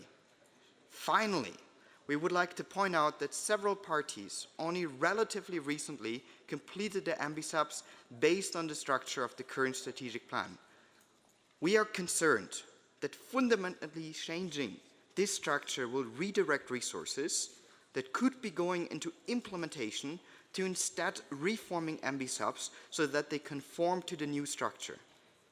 Hence, we are in favor of working to improve the current structure on which the MBSAPs are already based. However, in any case, we feel that mobilizing new, adequate, and predictable resources for the adjustment of post-2020 MBSAPs is absolutely crucial. These resources need to be available from day zero. Otherwise, we will fail again. On Cluster 2, we welcome the documents prepared by the co-chairs and the emphasis on strengthening the means for the implementation of the post-2020 Global Biodiversity Framework. We would like to add that it will be important to also keep coherency between implementation pre- and post-2020, ensuring compatibility between pre- and post-2020 NBSAPs. In order to transition to a society that lives in harmony with nature, we need to put in place targets and measures that strengthen governance and the regulatory institutions that ensure that we respect the limits of our environment. In addition to the elements identified in the documents, we believe that there are enabling conditions that were discussed during the regional consultations that should be included in the new framework as well, as they are directly linked to the key underlying drivers of biodiversity loss. These elements are, first, effective governance, laws, and institutions. Second, the full and effective participation of indigenous peoples and local communities and stakeholders, including women and youth, in all stages of implementation. Third, the production, access, and management of knowledge and technology from diverse knowledge systems in a fair and equitable way. And fourth, biodiversity literacy and education. Thank you, Chair. Thank you. Thank you, youth. I will now give the floor to microphone 238. Please identify yourself. Oh, that's me. Thank you, co-chairs. I'm speaking on behalf of BirdLife International. Many feel that implementation of the Aichi biodiversity targets was delayed and somewhat hindered by a late start on the resource mobilization, discussions and decisions, and we fear that we are currently on a similar trajectory for the post-2020 Global Biodiversity Framework. BirdLife would like to support the recommendations made by the EU, the Africa Group and others for a comprehensive approach to resource mobilization. Making the different aspects of resource mobilization integral to the post-2020 framework is critical. We also believe the discussions in this open-ended working group would significantly benefit from analysis of the lessons learned and experiences in country over the last decade, and so we urge the development of such a study. We believe we especially need to look to innovative solutions on resource mobilization within the post-2020 framework. Decisions were taken in Sharm el-Sheikh to establish a panel of experts and a report, yet progress towards establishing these has been limited, and we would greatly appreciate if the Secretariat could provide an update on the progress of these initiatives as soon as possible. There are several studies being undertaken by parties and other groups over the next year, which will provide an invaluable contribution to these discussions, yet we fear the results of these may appear too late to facilitate early and constructive dialogues and feed into the second session of this working group. We are also concerned that there are inadequate resources for the post-2020 resource mobilization process, with the proposed meetings set out in the Future Work Programme starting too late in the process. Without the space and the information to deliberate this issue, we fear that our discussions over the next year will be significantly hindered. Thank you. Thank you. BirdLife International. Now I give the floor to NGO microphone number 244. Thank you, Chair. This statement is on behalf of Friends of the Earth International ICCA Consortium, World Animal Net, Natural Justice, and ETC Group. Enabling conditions and means of implementation are paramount. They should be attended in a full manner in the post-2020 decisions and not be relegated to a preamble. Most important to successful implementation is the development of strong governmental structures and systems backed by capacity building where needed, followed by strong constitutional, regulatory, and enforcement systems. This aligns with SDG 16, which includes promoting the rule of law, strengthening institutions, and increasing access to justice. Government capacity linked to political will need to be strengthened. Resource mobilization should comprise predictable, stable, and legally protected public funding from public sources in the frame of common but differentiated responsibilities as stated in Article 20.4 of the Convention. A way of leveling up this funding is by eliminating perverse incentives, turning them into positive incentives for the implementation of the Convention. For example, over $3 trillion is spent on agricultural subsidies globally, most of it for damaging types of agriculture. Finance from mechanisms that are market-based or financialized nature, or from other private sources whose core business rely on biodiversity destruction should not be recognized as funding in fulfillment of the obligation of the Convention. Let's not forget that there is infinitely more investment in activities that destroy biodiversity than in its conservation. Investment in large-scale infrastructure is planned to triple in the next decades, and investment in agro-commodities such as oil, palm, and soy keeps on soaring. The current financial investment system needs to be reformed, else conservation will be doomed to fail. One enabling condition needed is prohibition of imports of goods that have a significant impact on biodiversity in third countries. If we stop the demand for biodiversity destruction, conservation will be easy. Taxes could be levied on products and practices harmful to biodiversity, such as meat and dairy products identified in the IBES report. Raising funds which could be earmarked for biodiversity programs. Other enabling conditions include non-financial support such as legal recognition and protection. Thank you, friends of the Earth International. We look forward to receiving your submission. I think time has caught up with you. I'll now give the floor to women. Thank you, Co-Chair. Speaking on behalf of CBD Women Caucus in relation to Cluster 2, the new Global Biodiversity Framework must be a stronger, innovative, and more practical than the last framework. In this regard, the post-2020 should include appropriate, strong, and innovative enabling mechanism for effective implementation that both addresses biodiversity loss and gender inequality. On resource mobilization, governments need to take primary responsibility for raising the budgets needed to enable, implement, and guarantee both biodiversity conservation and gender responsiveness.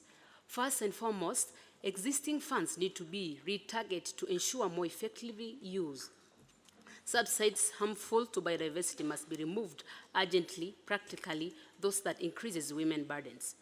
Particularly, we suggest that the strategy for resource mobilization and the assessments of the cost of implementation, the post-2020 global biodiversity, should be gender responsive so we can identify the gaps that reinforce gender inequality and also to recognize and promote the best practices of specific policies that support gender inequality. Taxes could be levied on products and practices harmful to biodiversity, helping the consumer changing and raising funds, which could be earmarked for biodiversity programs. Capacity building should be impact first, prioritizing governmental capacity for implementation related to both biodiversity, conservative, and gender equality.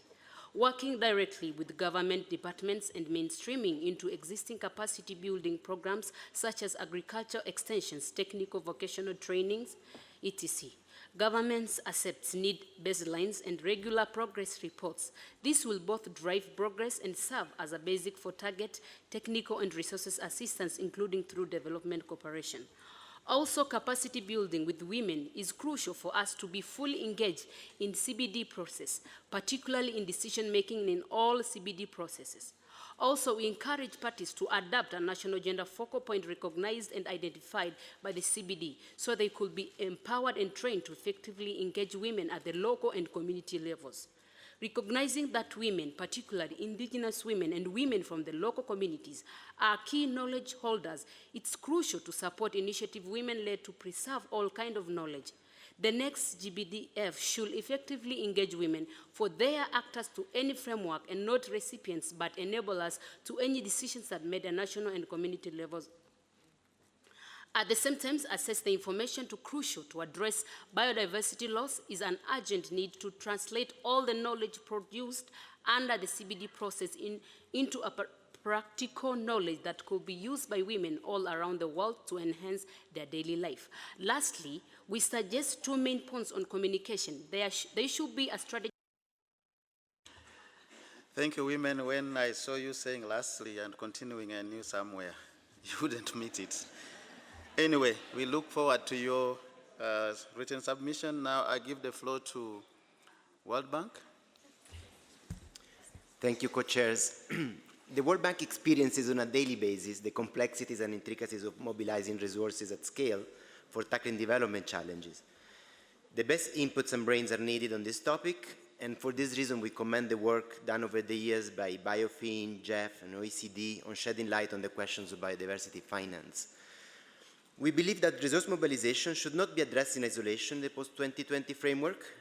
Commitments to finance shake hands with policy commitments and accountability, and these in turn will depend on how smart and policy actionable are the targets set in the framework. We also believe that maximizing private sector contributions will be increasingly important. The private sector and financial sectors have gathered important experiences in the past few years, partly thanks to the attention climate change has attracted, which can be capitalized on. With respect to biodiversity and ecosystems, it is important to identify which bottlenecks exist and which public policies and regulations have the greatest potential to mobilize private investment. For this reason, we propose that the open-ended working group considers the following suggestions. The first one is to include in the post-2020 framework policy actionable targets to mainstream biodiversity in key sectors of economic activities. The post-2020 framework is a unique opportunity to guide countries on what needs to be done and to guide donors and investors on what needs to be financed.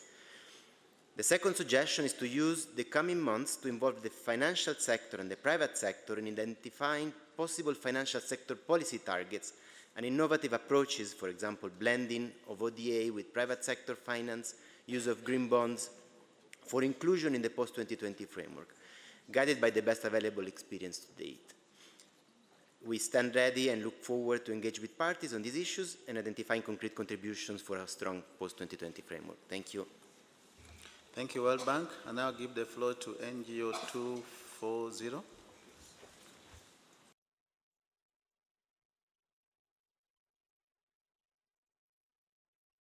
Oh, it's not on?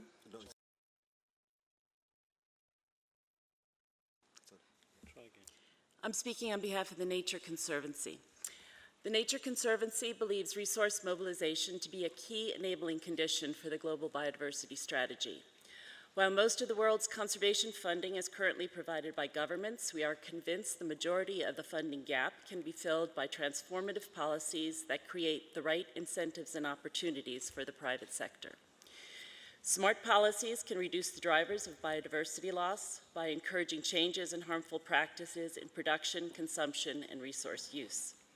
Appropriate policies can also create environmental markets that enhance private sector funding flows to close the conservation finance gap.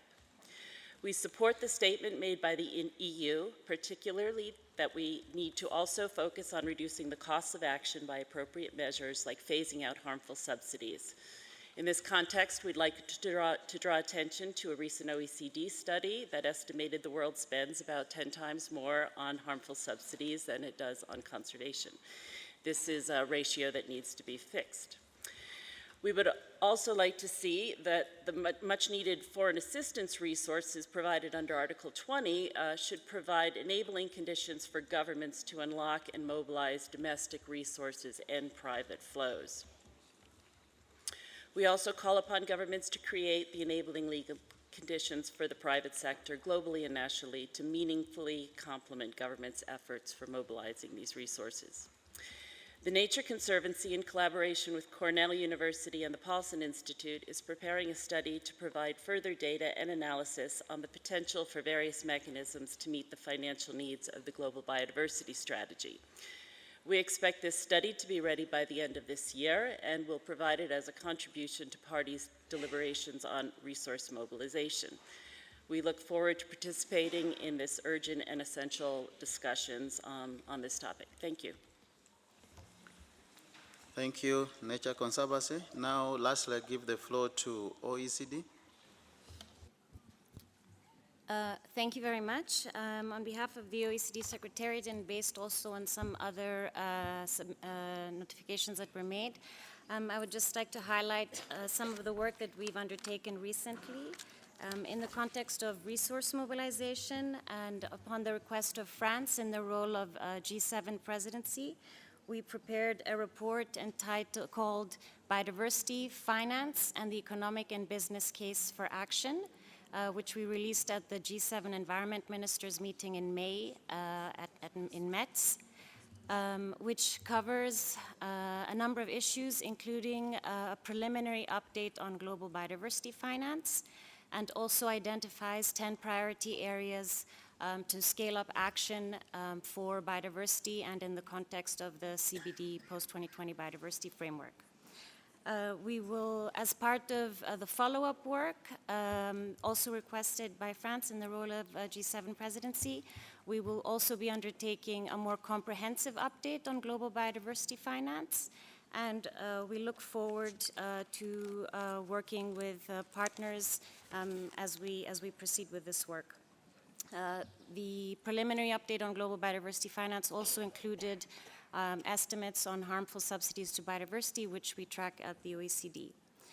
In the context of targets and indicators, and thank you for referring to the OECD workshop we convened in February earlier this year, I would also like to highlight that as part of the workshop, we prepared a background paper on targets, the post-2020 biodiversity framework, targets, indicators, and measurability implications at global and national level. And as part of that work, we undertook a survey of the existing multi-country data sets that exist that are relevant to biodiversity, where data is tracked and monitored in a consistent and comparable way across countries. So it provides a number of possible indicators that could be used to help inform as parties move forward with regard to the targets, so that they can consider how targets and indicators can be considered in an iterative manner. The paper that is available on our website is an initial, sort of the first stage of the work, which we are continuing now, and will also be releasing the final results of that analysis in early 2020. Thank you very much. Thank you very much, OECD. With that, dear delegates, we now conclude intervention on Cluster 2. We shall now move to get intervention on Cluster 3, and I now hand over the microphone to my co-chair, Basil. Thank you, Francis. Cluster 3, planning, accountability, modality, mechanisms and tools, monitoring, reporting and review. Again, please keep in mind that this meeting is focused on structures and scope, and that there would be plenty of opportunity, in particular through the thematic work, to get into the detail. The floor is open. I encourage you to seek the floor if you want.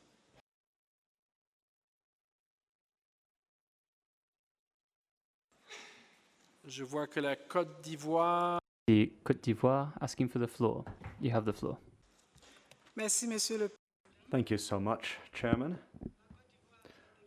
Côte d'Ivoire wishes to make the statement on behalf of the African Group on Cluster 3. Now, it behooves me to say that the position of the African Group is that The Global Biodiversity Framework must fulfill a number of modalities, and it must be based on mechanisms and planning tools. This concerns both the strategies and plans of actions, as well as national plans, and review processes, and of course voluntary contributions and voluntary commitments. Concerning the strategies and plans of action, they should remain the main instrument for the implementation of the Convention at national levels. Indeed, states have set up systems to implement their existing NBSAPs, which require substantial resources. For this reason, any changes should be reduced to a minimum to ensure that we can integrate and incorporate emerging challenges in terms of biodiversity which were identified within the framework of the elaboration of the new program. This new framework should be in harmony with existing frameworks. Thus, it is important to link the different national strategies and plans of actions for biodiversity to the 2020 Sustainable Development Programme, this to ensure that implementation is successful. Turning now to national reports. The African Group has stated that they should remain the notification mechanism regarding national implementation of the Convention. However, the process for drawing up the reports should be bolstered. And we should also strengthen timely financial assistance to help parties to draw up their national reports. Within this new framework, we also require an additional review process to back mutual development, transparency, ownership, as well as adaptive management.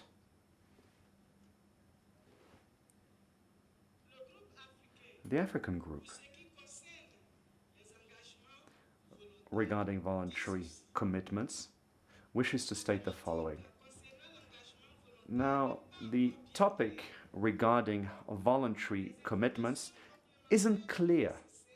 Additional information will be required to clarify what is meant by voluntary national commitments. For us, this concept is one which should be incorporated into Cluster 2. For every state will have to commit itself in terms of financing, or rather through the financing of priorities which have already been included in the NBSAP as presented in Clusters 3. Or the way it's written in Cluster 3, for example, this seems to prompt us to draw up a new list of priorities. But these priorities already exist in the NBSAP, and what they actually require are firm commitments in terms of financing for their effective implementation. So voluntary commitments should be just one aspect of financing mechanisms. There should also be a way to mobilize new resources for the new framework. Chairman, this is what the African Group wished to state regarding this Cluster 3. I thank you. Merci pour la Côte. Thank you so much, Côte d'Ivoire. I'll turn to Norway, followed by Tajikistan and the European Union. Norway, you have the floor. Thank you, Mr. Chair. The Convention gives little support, guidance and structure to parties in terms of accountability and implementation. This is part of the reason why the Aichi targets overall will not be properly fulfilled. Strengthened implementation is crucial, and we have to take implementation into consideration also when we design the framework itself. We think we could benefit from the experience experiences from other multilateral environmental agreements, such as the Paris Agreement, which is based on guiding principles for ambition, enhanced transparency, global stocktake, and synchronized iterative processes to spur parties into action. This is also important for mainstreaming and performance across sectors. The Convention has a legal obligation to create NBSAPs, and we think NBSAPs should still be at the core of implementation. We are positive towards the inclusion of voluntary commitments in the NBSAPs. Thank you, Mr. Chair. Thank you, Norway. Moving now to Tajikistan. Thank you, co-chairs. Tajikistan would like to stress the importance of transparency and accountability, including the importance of identifying means to ensure the effective review of implementation of the post-2020 Global Biodiversity Framework. Regarding the NBSAPs, we do also agree that national biodiversity strategies and action plans should continue to be the main instrument for implementing the Convention at the national level. However, in the revision process of NBSAPs, we should make sure that the Cartagena and Nagoya protocols will be the entry points, and the NBSAP itself will act as a main tool for implementation of the Convention along with its protocols. In this regard, we should not also forget that national reports are remaining as the main mechanisms to report on national implementation of the Convention. By this, we would like to see the harmonized templates of national reports where the sections on biosafety and access and benefit sharing would be integrated. Thank you very much. Thank you, Tajikistan. We now have the European Union, followed by Ghana and Benin. European Union, you have the floor. Thank you, Mr. Chair. I'm speaking on behalf of the EU and its member states.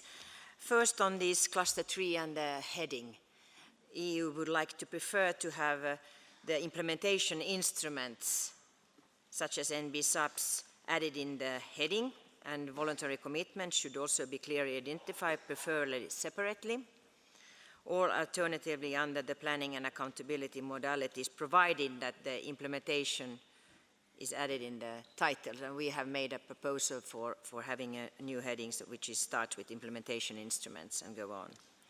For EU and its member states, review and accountability constitute only part of the implementation mechanism. The improvement of NBSAPs, other policy instruments and national reports should also be considered and actually serve as prerequisite of meaningful review. With regard to NBSAPs, which are the principal instruments for implementing the Convention and have an important role in mainstreaming of biodiversity into and across all relevant sectors and policies at the national level. EU and its member states would like to urge all parties to update their NBSAPs according to national circumstances. The framework should provide for all parties and stakeholders to report on actions/commitments by the end of 2021. Moreover, updated NBSAPs should be closely aligned with the global framework so as to allow comparability and assessment of progress at regional and global level. Further guidance on the preparations of NBSAP should be developed. National reports. We recognize that the crucial role national reporting has in the post-2020 Global Biodiversity Framework. The format for reporting should be further streamlined to support and be coherent for strengthening implementation, monitoring and review. Information contained in national reports to other MEAs could be reused, and ongoing harmonization of reports among different MEAs could be further enhanced. Mr. Chair, on the review process. The review process for stepping up implementation is essential. EU and its member states underlines the importance of sound evaluation of the effectiveness of policy instruments and measures, and to use NBSAPs, other national strategies and other effective tools, for instance legislation as appropriate. At the same time, efficient and effective monitoring should support a comprehensive reporting to form a solid basis for review.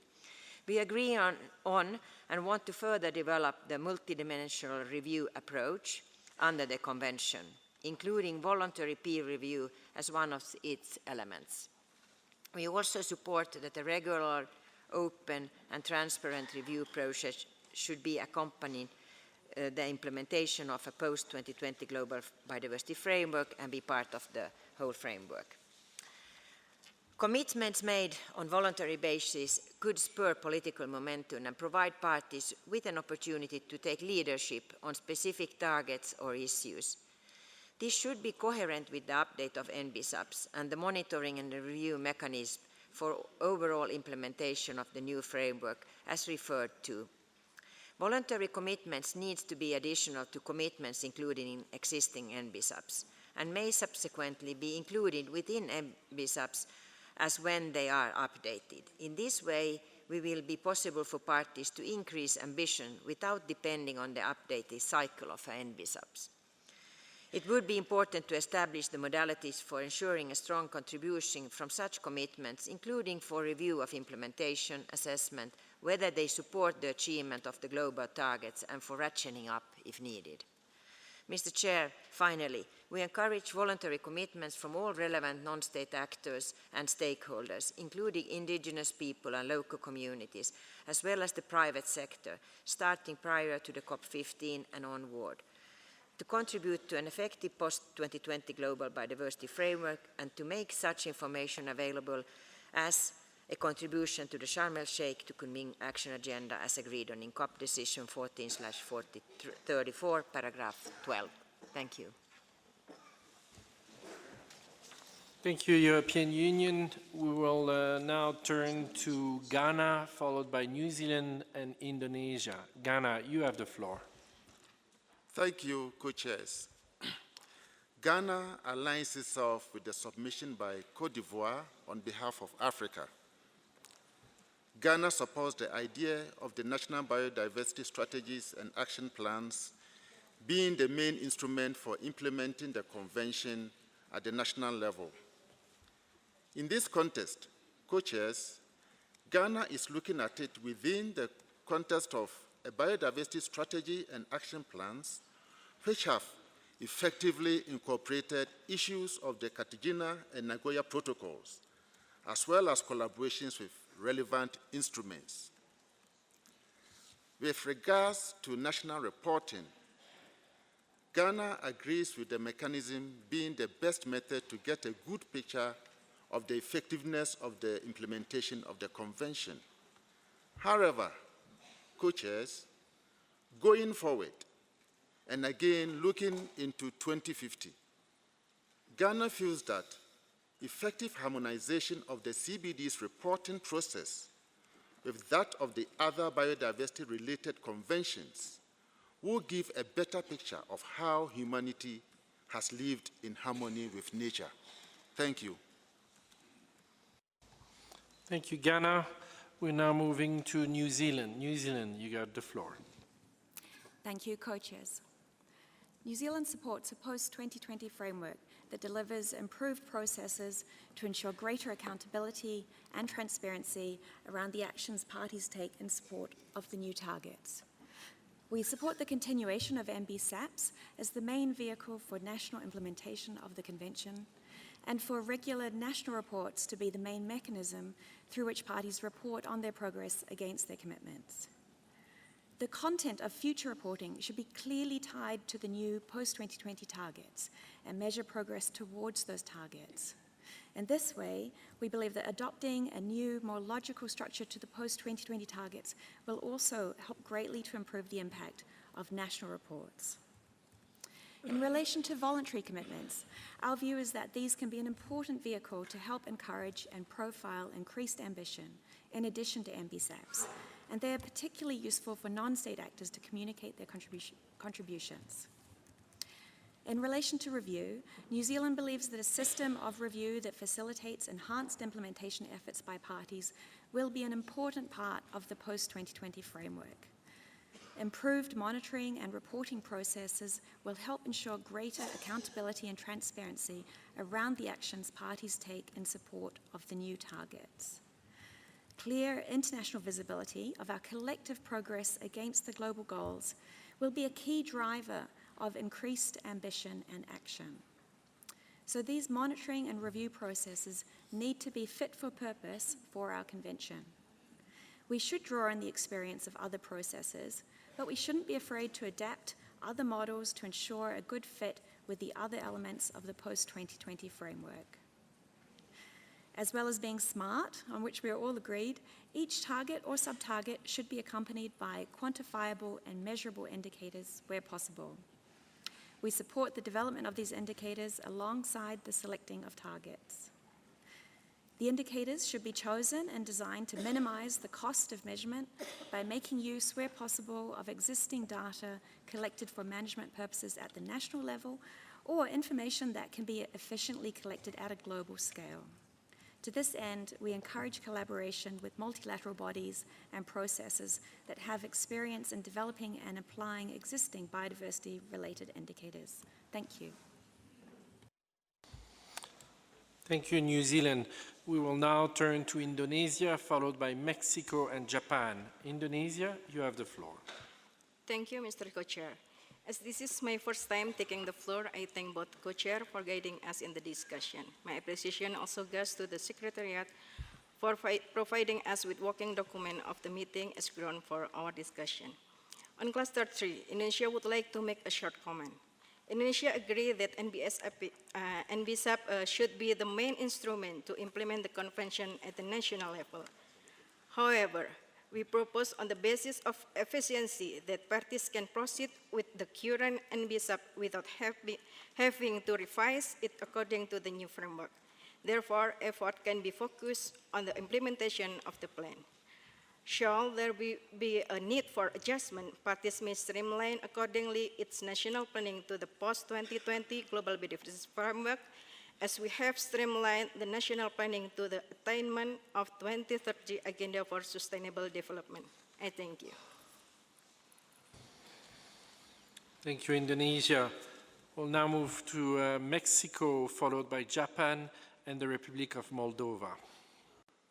Mexico, tienes la palabra. Mexico, you have the floor. Thank you, Co-Chair.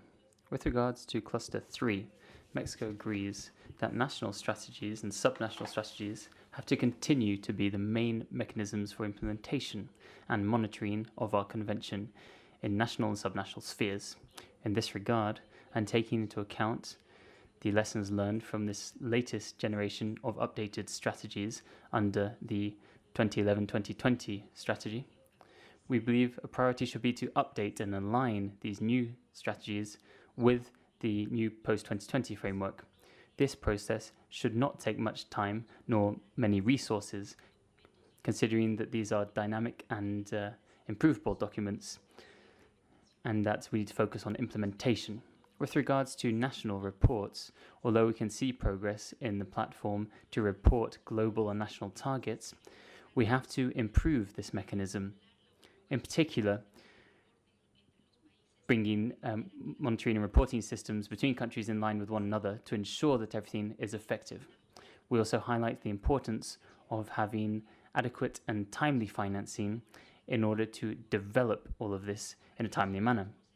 With regards to revision processes, our delegation believes that these should not require additional costs for parties, nor additional monetary nor capacity or work burdens. Parties need to focus first and foremost, as expressed by other delegations, on strengthening implementation processes for their biodiversity strategies. If we have robust and approved systems for monitoring, we can also see a strengthening of revision processes. Finally, with regards to voluntary commitments, we reiterate the need to clarify the process to establish these commitments. These should be additional and more ambitious than what is adopted in the new post-2020 framework. We also agree that there are voluntary commitments of other stakeholders, such as from the private sector, civil society organizations, amongst others. Thank you very much, Co-Chairs. Gracias, Mexico. Mexico. Turning our attention to Japan, followed by the Republic of Moldova and Georgia. Japan, you have the floor. Thank you, Co-Chair. Regarding Cluster 3, as Japan mentioned yesterday, Japan regards NBSAPs and national reporting as highly important. as NBSAPs can address the domestic issues of biodiversity as well as the global biodiversity targets, and an NBSAP of each party has diversity, which we think should be respected.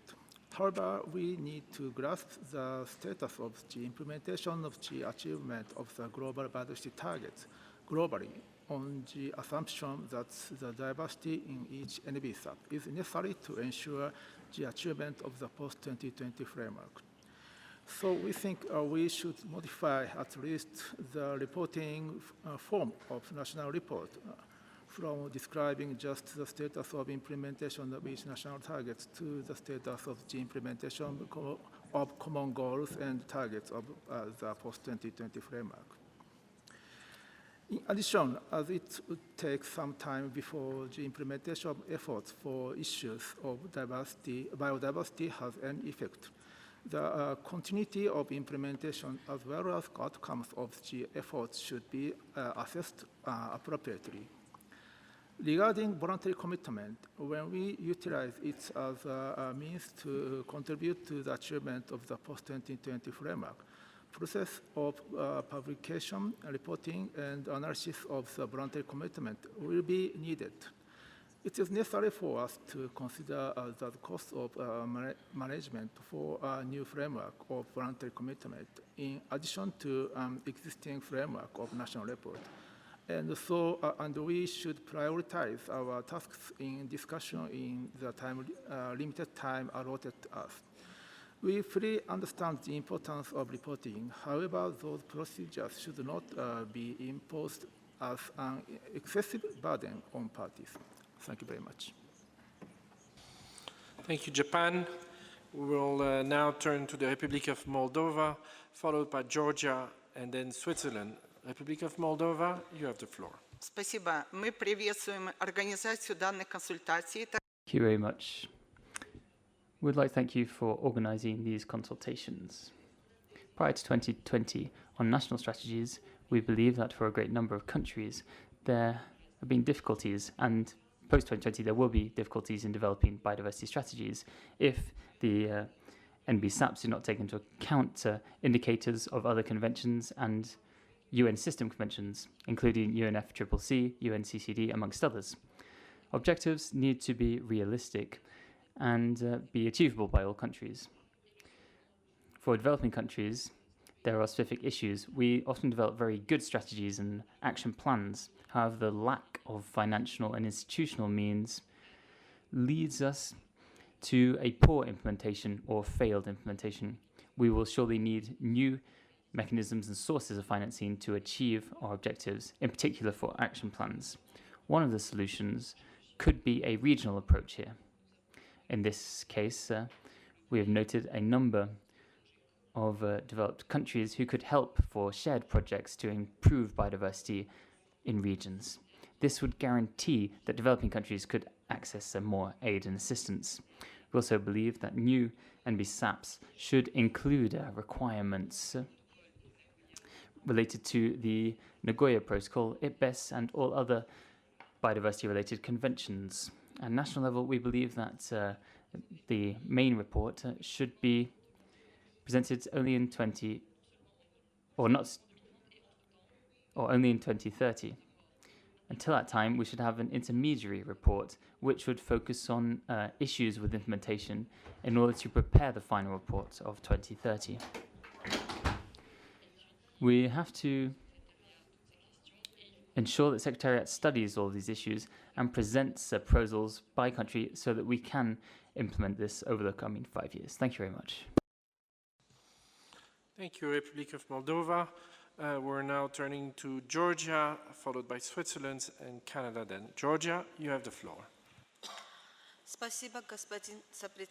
Thank you so much, Co-Chair. Well, firstly, I'd like to say that Georgia shares the view of the republics of Moldova regarding NBSAPs. Georgia also shares the view that national strategies and plans of action for protecting biodiversity should remain the main instruments for implementing the convention at national levels.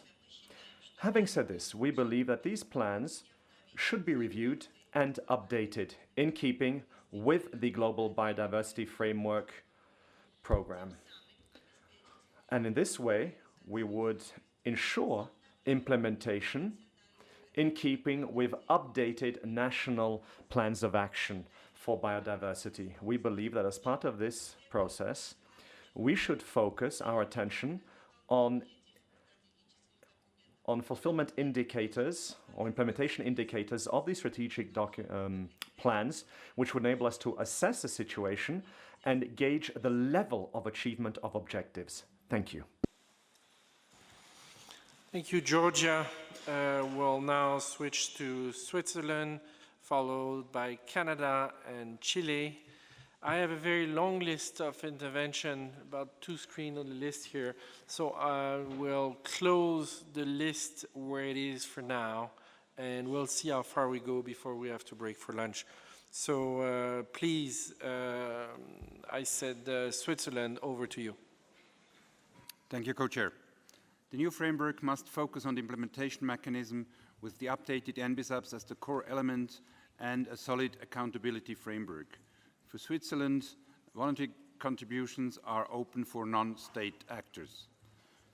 The first element of this review mechanism is a comprehensive monitoring, applying new technologies including remote sensing. Parties should use expertise that other institutions such as GeoGeos have developed. The reporting duties of parties is constantly increasing. Therefore, we should strive for an integrated modular reporting system that allows parties to use the information available in a coherent manner. This means for Switzerland that all the biodiversity-related conventions should develop a common reporting system with a harmonized reporting cycle containing common data for all of them and specific data for the specific scope of each of the treaties. Such a system, and we are happy to acknowledge that UNEP is developing a tool for this purpose. The digital reporting tool called DART will allow cross-references among the MEAs and allow an integrated reporting also against the SDGs.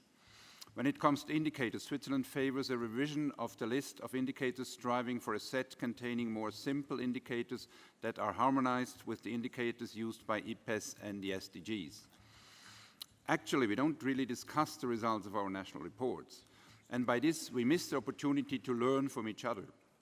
Switzerland, together with Norway and Japan, funded the development of a voluntary peer review mechanism. In this process, a thorough methodology was developed that assures a high-quality report that is without doubt useful for the reviewed government. We therefore would suggest introducing such a peer review mechanism as a regular tool to improve the implementation of our NBSAPs.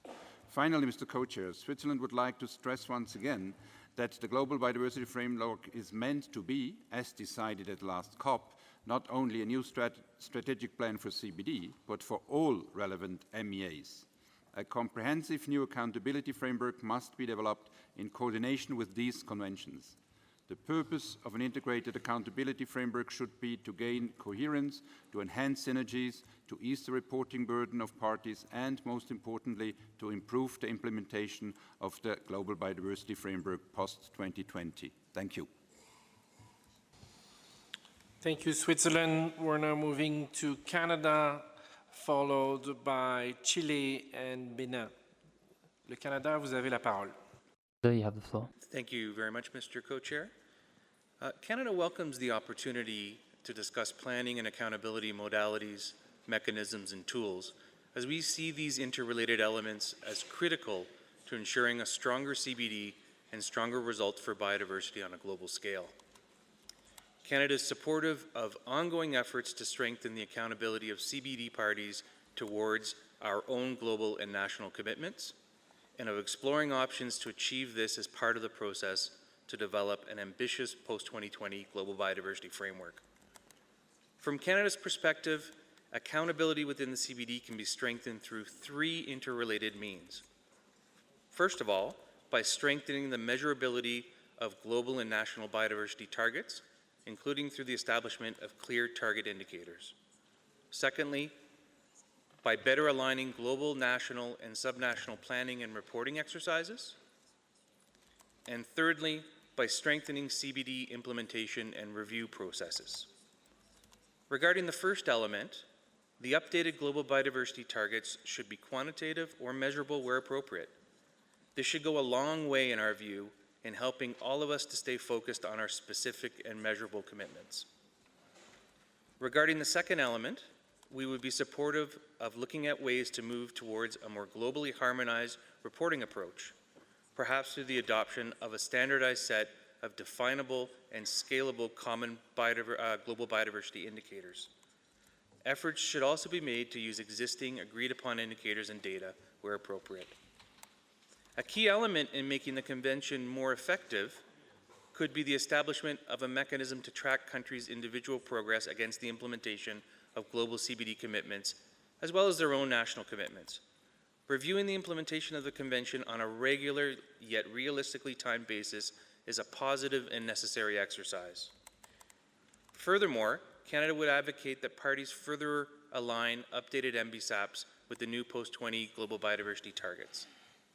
This would ensure a more efficient tracking of progress towards the achievement of each target and for the identification of gap areas at a global level where collective efforts could be strengthened. Finally, regarding the third element, Canada supports strengthening CBD review processes in a way that makes them technical, objective, transparent, and that facilitates enhanced efforts by parties in a way that ensures an increase in collective ambition over time. Thank you very much. Merci. Le Canada. Thank you, Canada. Chile, followed by Benin and the Philippines. Chile, tiene la palabra. You have the floor. Mr. Co-Chair, regarding Cluster 3, our delegation thinks that the biodiversity strategies and national action plans are crucial for the application of the Convention and should remain as the main instrument at the national level. Chile believes that in order to achieve the ambition levels that should be contained in the new framework, it would be fundamental the review and update of these instruments in an efficient manner, including the mainstreaming efforts. We also consider important to continue the reporting process through national reports and to look for mechanisms and means to get standardized data and results of the countries. This will help and facilitate the analysis of the challenges and the global progress towards the achievements of the post-2020 framework objectives, strengthening also the review process by solid and comparable results. Thank you very much. Thank you, Chile. Now turning to Benin, followed by Philippines, then China. Benin, vous avez la parole. Benin, you have the floor.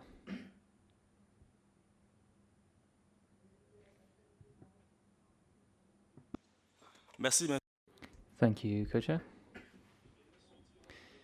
Benin supports the position of the African Group with regards to Cluster 3, as presented by Côte d'Ivoire. I would like to place an emphasis on national reporting. So national reports need to remain the main mechanisms for reporting of the implementation of the Convention at national level. Beyond this, though, Benin would like a strengthening of the reporting process from a technical standpoint, organizational standpoint, and even in terms of monitoring of reporting, which will enable us to draft quality reports in a timely manner and to avoid the issues that we have seen during the drafting of the 6th report in the past. Thank you. Merci, le Benin. Thank you, Benin. Now turning to the Philippines, followed by China and Australia. Philippines, you have the floor. Thank you, co-chairs. First, we would like to support the intervention made earlier by Indonesia. The Philippines would like to continue its intervention on this agenda item, and as previously mentioned in our opening statement yesterday, this is part of our ASEAN initial inputs to the post-2020 Global Biodiversity Framework, which was part of the series of workshops that we did to prepare for this negotiation. There should be greater emphasis in supporting, including provision of adequate financial resources for the full implementation of the National Biodiversity Strategy and Action Plans, distinct from the usual support by GEF in funding only the preparations of the NBSAPs, but not its actual implementation. This should all be eventually considered as part and parcel of the post-2020 framework commitments. In relation to this, my delegation would like to put forward the statement on the full implementation of NBSAP, which is part of Cluster 3 issues, particularly the following: enhanced communication and coordination with other sectors such as finance and planning agencies, private sectors, and other stakeholders. Post-2020 framework should be knowledge-based, but need to generate baseline information and smart and realistic targets and indicators to further support policy actions. Strengthen institutional mechanism, governance, including transboundary cooperation, and develop online monitoring and investment platform to track progress of the implementation of the Biodiversity Strategy and Action Plan, as well as to determine impacts of the implementation of targets in the NBSAPs. These recommendations are born out of our specific experiences, particularly in ensuring that our NBSAPs will concretely contribute to meeting the global biodiversity targets to be identified for the post-2020 framework. Thank you. Thank you very much. I'll turn to China, followed by Australia and la République démocratique du Congo. China. Thank you, Co-Chair. Regarding the implementation mechanism, we would like to share two views. One, most of the state parties have already formulated NBSAP and submitted national reports. However, some analysis shows that these NBSAP and national reports are not clearly linked with the global strategies, and the quality could be further improved. We need to analyze these courses. We believe under the convention, there is a lack of guidelines for NBSAP formulation, also lack of methodology and guidelines for parties to select. And parties, developing countries also are lacking of financing and the capacity building, which is the main reasons which should be addressed under the framework. Secondly, regarding review mechanism, we believe review could be meaningful only based on the high-quality reports. Also, review should not be used to criticize state parties, rather should be used to help parties to summarize and share their best practice, also identify the possible ways to get financial and capacity building support. There are different ways of reviewing how to implement and strengthening this under the framework. We should further discuss how to do it and whether to actually use a mandatory mechanism and also incentive mechanism. We should be further discussed. Regarding Group 3 elements, we noticed that in the info documents 3 and the non-paper 1, there is a call for the accountability. Non-paper 2 also listed as one of the elements in the 6th. So we would like to further clarify the definition of this term, and would like to discuss with all parties. Thank you. Thank you, China. Moving to Australia, followed by la République démocratique du Congo, and then by Ethiopia. Australia, you have the floor. Thank you, co-chairs. Like Mexico, Japan, Switzerland and others, we agree national biodiversity strategies and action plans need to remain the main instrument at the national level. We reiterate the key role national biodiversity strategies and action plans play in enabling countries to implement the objectives and goals of the Convention in a flexible and cohesive way. They provide opportunities for national and subnational governments to lead, engage and participate in the domestic implementation of a global framework. National biodiversity strategies and action plans also provide an enabling environment for non-government actors to participate by showing national leadership and signalling priorities under which other actors can develop their own commitment of action. We need to be cognizant of how our national biodiversity strategies and action plans can be updated in a timely manner to facilitate domestic implementation of the post-2020 framework. The rate of change of our post-2020 framework will require us to each determine the reciprocal level of transformation to our national biodiversity strategies and action plans. In undertaking this update, we should all consider how we can make these national biodiversity strategies and action plans more dynamic and responsive to future updates to our strategic plan, noting the comments made by many parties regarding the challenge of resources required to update strategies. We see national reports having a fundamental role in accountability, in bringing all actors to the implementation of the post-2020 framework. We need to ensure reporting mechanisms are accessible to all actors. The current template approach has proven very challenging and should be reconsidered moving forward to ensure parties can capture efforts of governments and non-government actors. Establishing smart targets for the post-2020 framework will be critical to establish baselines and demonstrate global progress. We also view national reports as being the basis for any additional review processes developed. In considering the creation of voluntary commitments, we need to think about how these would be captured in our individual national biodiversity plans, reported on and reviewed as part of our accountability framework. Thank you. Thank you, Australia. Je passe. And I'm going to give the floor to the DRC, and the DRC will be followed by Ethiopia and Egypt. Thank you so much, Chairman. Well, firstly, the DRC wishes to back the statement made by Côte d'Ivoire on behalf of the African states. Turning now to the elements which were proposed at the level of these groups, this is what we think of all of this. As far as the strategies and plans of actions of the NBSAP strategy is concerned, we believe that they will have to be reviewed and updated to ensure that they are in keeping with the post-2020 framework, but they'll also have to be brought in line with the objectives of the SDGs. For this,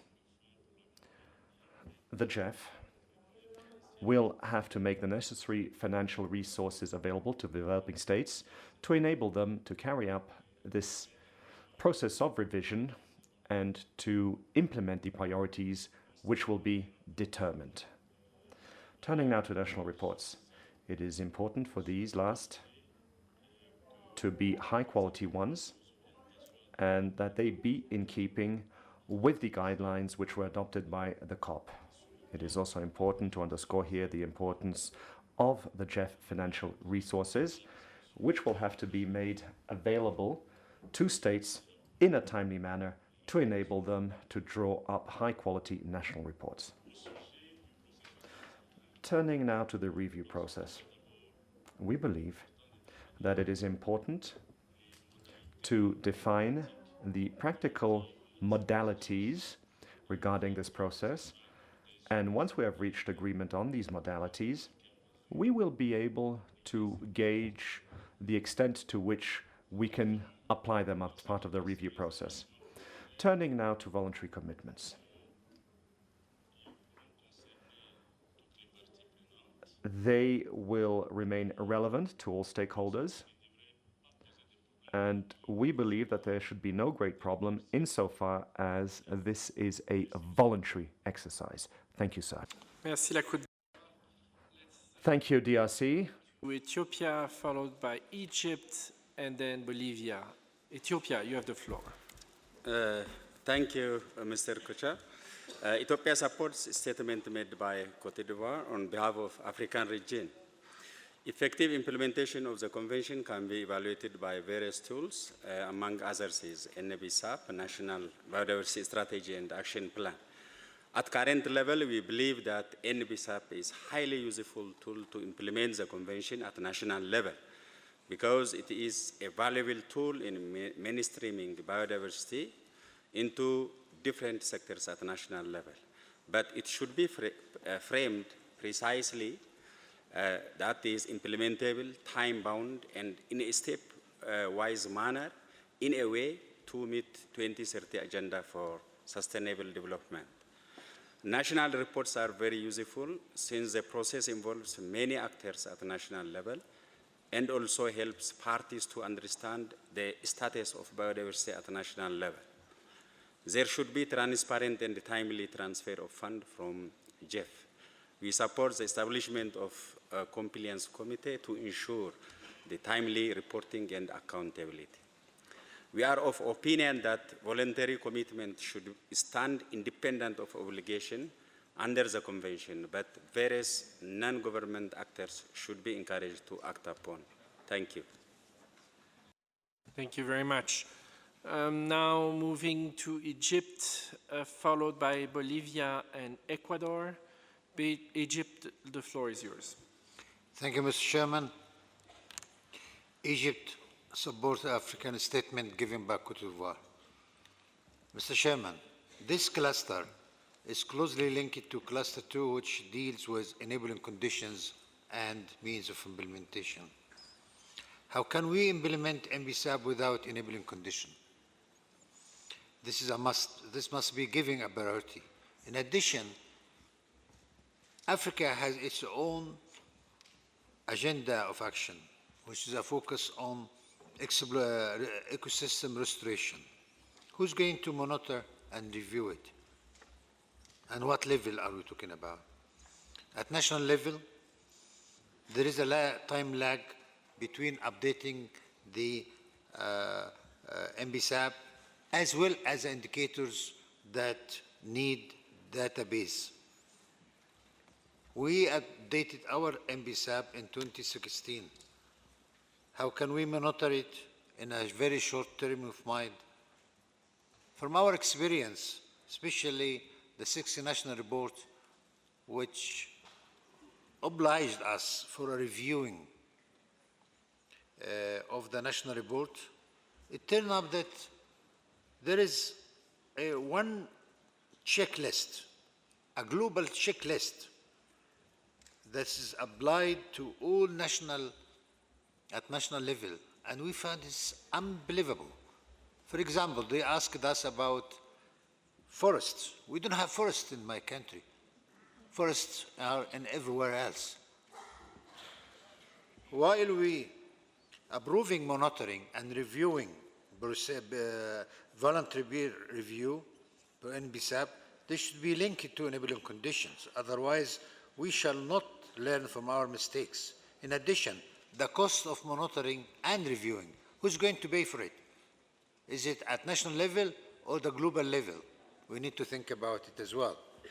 In addition to that, we suggest that we should classify monitoring and review into 3 categories: at national level, at regional level, and international level. Otherwise, everything is dealing with MBSAP, which is not. Where our partners from region, where are other partners from international organizations? Thank you.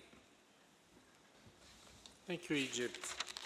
Turning now to Bolivia, followed by Ecuador, followed by Eswatini. Bolivia, tienes la palabra. Bolivia, you have the floor. In relation to Cluster 3, please let us first share general comments. We believe that accountability should be an integral part of the post-2020 framework, as non-paper 2 mentions, and also in consistency with non-paper 2 that indicates that accountability applies to monitoring, assessment, review, reporting, and planning mechanisms. We believe that it should also apply to enhancing conditions and means of implementation. We further believe that accountability needs to address the underlying causes of biodiversity harm and loss, considering that many of those causes originate beyond the national territories of biodiverse countries.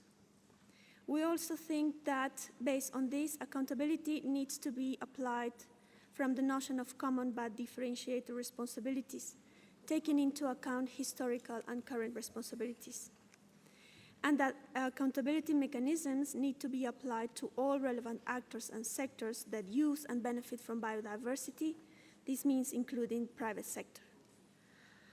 On the specifics on NBSAPs, we consider that they are the main instruments for CBD implementation, and since right now many of them are based on Aichi targets, once again we would like to mention that they are still relevant and need to be considered in the whole construction of the post-20 framework. With these substantial revisions and updates on NBSAPs will be limited to new elements to be included in this new framework. On voluntary commitments, we consider two things. First, that they are complementary and do not replace the already existing obligations of parties to advance on the three objectives of the CBD and its protocols. And second, voluntary commitments from non-state actors should be dealt at national level. Finally, we believe that transparency and multi-actor participation are key in the whole accountability and review process, and this relates to communication as enhancing condition. We believe that participation is an important element and it should be framed in consistency with the current international agreements on participation. And in respect to this, and a side note, we are very glad to inform that recently Bolivia has ratified the Escazú Agreement, which is a Latin American regional agreement on access to information, public participation, and justice in environmental matters that gives environmental rights the same status as human rights. Many thanks. Thank you, Bolivia. Moving now to Ecuador, followed by Eswatini and then Nigeria. Ecuador, tiene la palabra. We have the floor. Gracias, señor. Thank you, Co-Chair. On Cluster 3, Ecuador agrees that national strategies for biodiversity and plans of action need to continue to be the main instruments for the implementation of the Convention at national level. Therefore, we need to carry out reviews necessary for the new framework to ensure compliance. In addition, national reports are the main mechanism for accountability in terms of compliance with the commitments taken by parties. We believe, though, that these should be more tangible and strategic. On lessons learned, we have to identify or improve review and monitoring mechanisms, because national reports are a thermometer of level of compliance, and if we do this, we can make appropriate adjustments. On voluntary commitments, Ecuador agrees with the importance of having voluntary commitments, but these should not replace other obligations under the Convention. They should be considered as an additional contribution, more ambitious contribution. The voluntary nature of commitments would give countries greater ownership of the process, which could provide greater political momentum and more possibilities to achieve the goals of the post-2020 framework. Thank you. Muchas gracias, Ecuador. Now turning to Eswatini, followed by Nigeria and then Botswana. Eswatini, you have the floor. Thank you, Mr. Chair. The Kingdom of Eswatini supports the statement made by Cote d'Ivoire on behalf of Africa Group. It is our belief, Chair, that there is need for a planning and accountability framework, including transparency on how timely financial resources have been provided to developing countries. On national biodiversity strategies and action plans, it is our belief that such NBSAP should be the main vehicle for the implementation of the global biodiversity framework, and not only to deliver on CBD objectives, but to other related conventions. NBSAPs have and will continue to provide a very good basis for the mainstreaming of biological diversity into all transformational sectors, and can also facilitate the contribution to the 2030 SDGs and its associated targets. NBSAP will therefore need to be reformatted and updated to align with the new global framework. Mr. Chair, voluntary biodiversity commitments need to be incorporated into NBSAP, as they may be an important tool for delivering on national targets, especially for non-state actors. Such voluntary commitments should be additional to national targets and should be enshrined in the NBSAP to ensure comparability of efforts among parties. NBSAP targets should take into account the precise national circumstances and should integrate flexibility to accommodate the different conditions of different countries. On national reports, Eswatini views such reports as a key transparency mechanism for reporting on progress in national implementation of the post-2020 framework. Emphasis should be on the integration of national reporting processes and to enhance synergies and investment in national systems for sustainable information. Mr. Chair, it is important to understand that one can only report what has been implemented, which is why we emphasize the need to enhance enabling conditions and the implementation of NPSAP, as any transparency and accountability mechanism highly depends on effective implementation. Thank you, Chair. Thank you, Eswatini. Moving to Nigeria, followed by Botswana and then Argentina. Nigeria, you have the floor. Thank you, Co-Chair. Nigeria aligns itself with Cote d'Ivoire's statements on behalf of the African region, as well as Egypt's and Eswatini's position on enabling conditions and means of implementation. Nigeria submits that enabling conditions and means of implementation are absolutely critical in determining whether we will succeed in bending the curve on nature loss by 2030. For this reason, this part of the post-2020 Global Biodiversity Framework should be specific, action-oriented, and provide an adequate level of detail on how we will strengthen implementation, secure adequate resources, and realign financial flows, as well as strengthen dramatically policy coherence by mainstreaming biodiversity and strengthening synergies and alignments with other conventions and the 2030 agenda. Elements that relate to communications, capacity, and technology transfer and access, which have been mentioned in non-paper 1, could be addressed in this part of the post-2020 Global Biodiversity Framework. It is critical that the post-2020 Global Biodiversity Framework identifies clear steps and mechanisms to ensure that the global goals and targets will be fully achieved and that parties will be held accountable. Thank you, Co-Chair. Thank you, Nigeria. Distinguished delegates, we're getting close to the end, so at the end of the session, and I still have a long list of intervention. What I propose is we will take 3 and then we will suspend the session and restart in the afternoon with the list we have here. So, turning now to Botswana, followed by Argentina, and then Uganda. Botswana, you have the floor. Thank you, Chair. Botswana aligns herself with the statement made by Cote d'Ivoire on behalf of Africa.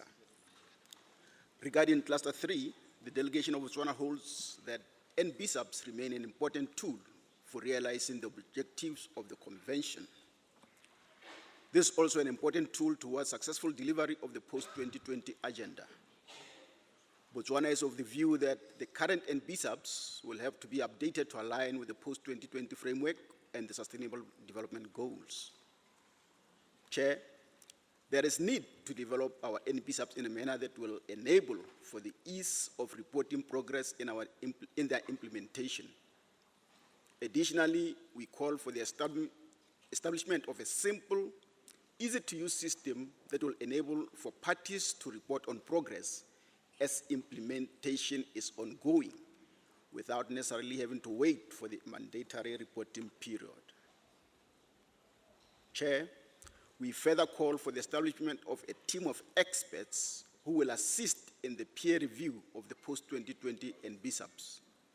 This being to ensure that we have NBSAPs that are realistic, implementable, and linked with the commitments in the post-2020 framework.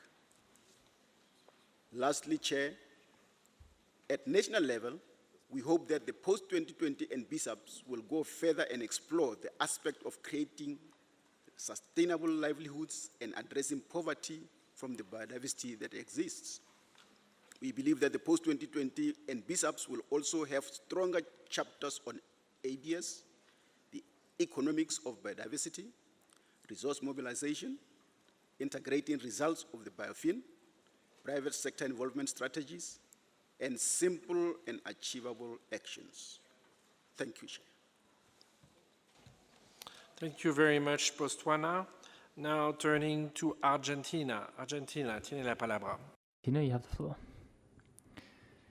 Thank you, Co-Chair. With regards to this cluster, Argentina believes that national strategies are a fundamental aspect for the implementation of the CBD. The experience of our country is characterized by a federal structure. We believe is ideal to adapt global strategies to our national sectoral priorities. The flexibility of these targets makes it easier to adapt them to circumstances, priorities, and capacities in countries. On the revision of the implementation of the Convention, including the future biodiversity framework, we believe that this needs to continue to be carried out by the CBD without establishing mechanisms. With regards to voluntary commitments, we see with interest the possibility of taking inspiration from NDCs as set out in the Paris Agreement. This would allow members to inform of their contributions without having conditions on the scope nor the sector that they address. If we move forward in this direction, we need to provide guidance in terms of financial mechanism in order to obtain financing to comply with their voluntary commitments, and any additional reporting system which is established, if there is a consensus on this. The challenge to the implementation of NDCs would be the definition of baselines in order to facilitate their comparison and analysis as a whole. These baselines, in our opinion, should be defined within the context of the current negotiations. We have methodological difficulties for this, but we believe that it will allow us to introduce a bottom-up element in the global framework, which would enable its agreement and implementation. Thank you. Gracias, Argentina. Now turning to Uganda. Uganda, you have the floor. Thank you, Chair. Uganda supports the statement made by Cote d'Ivoire on behalf of Africa.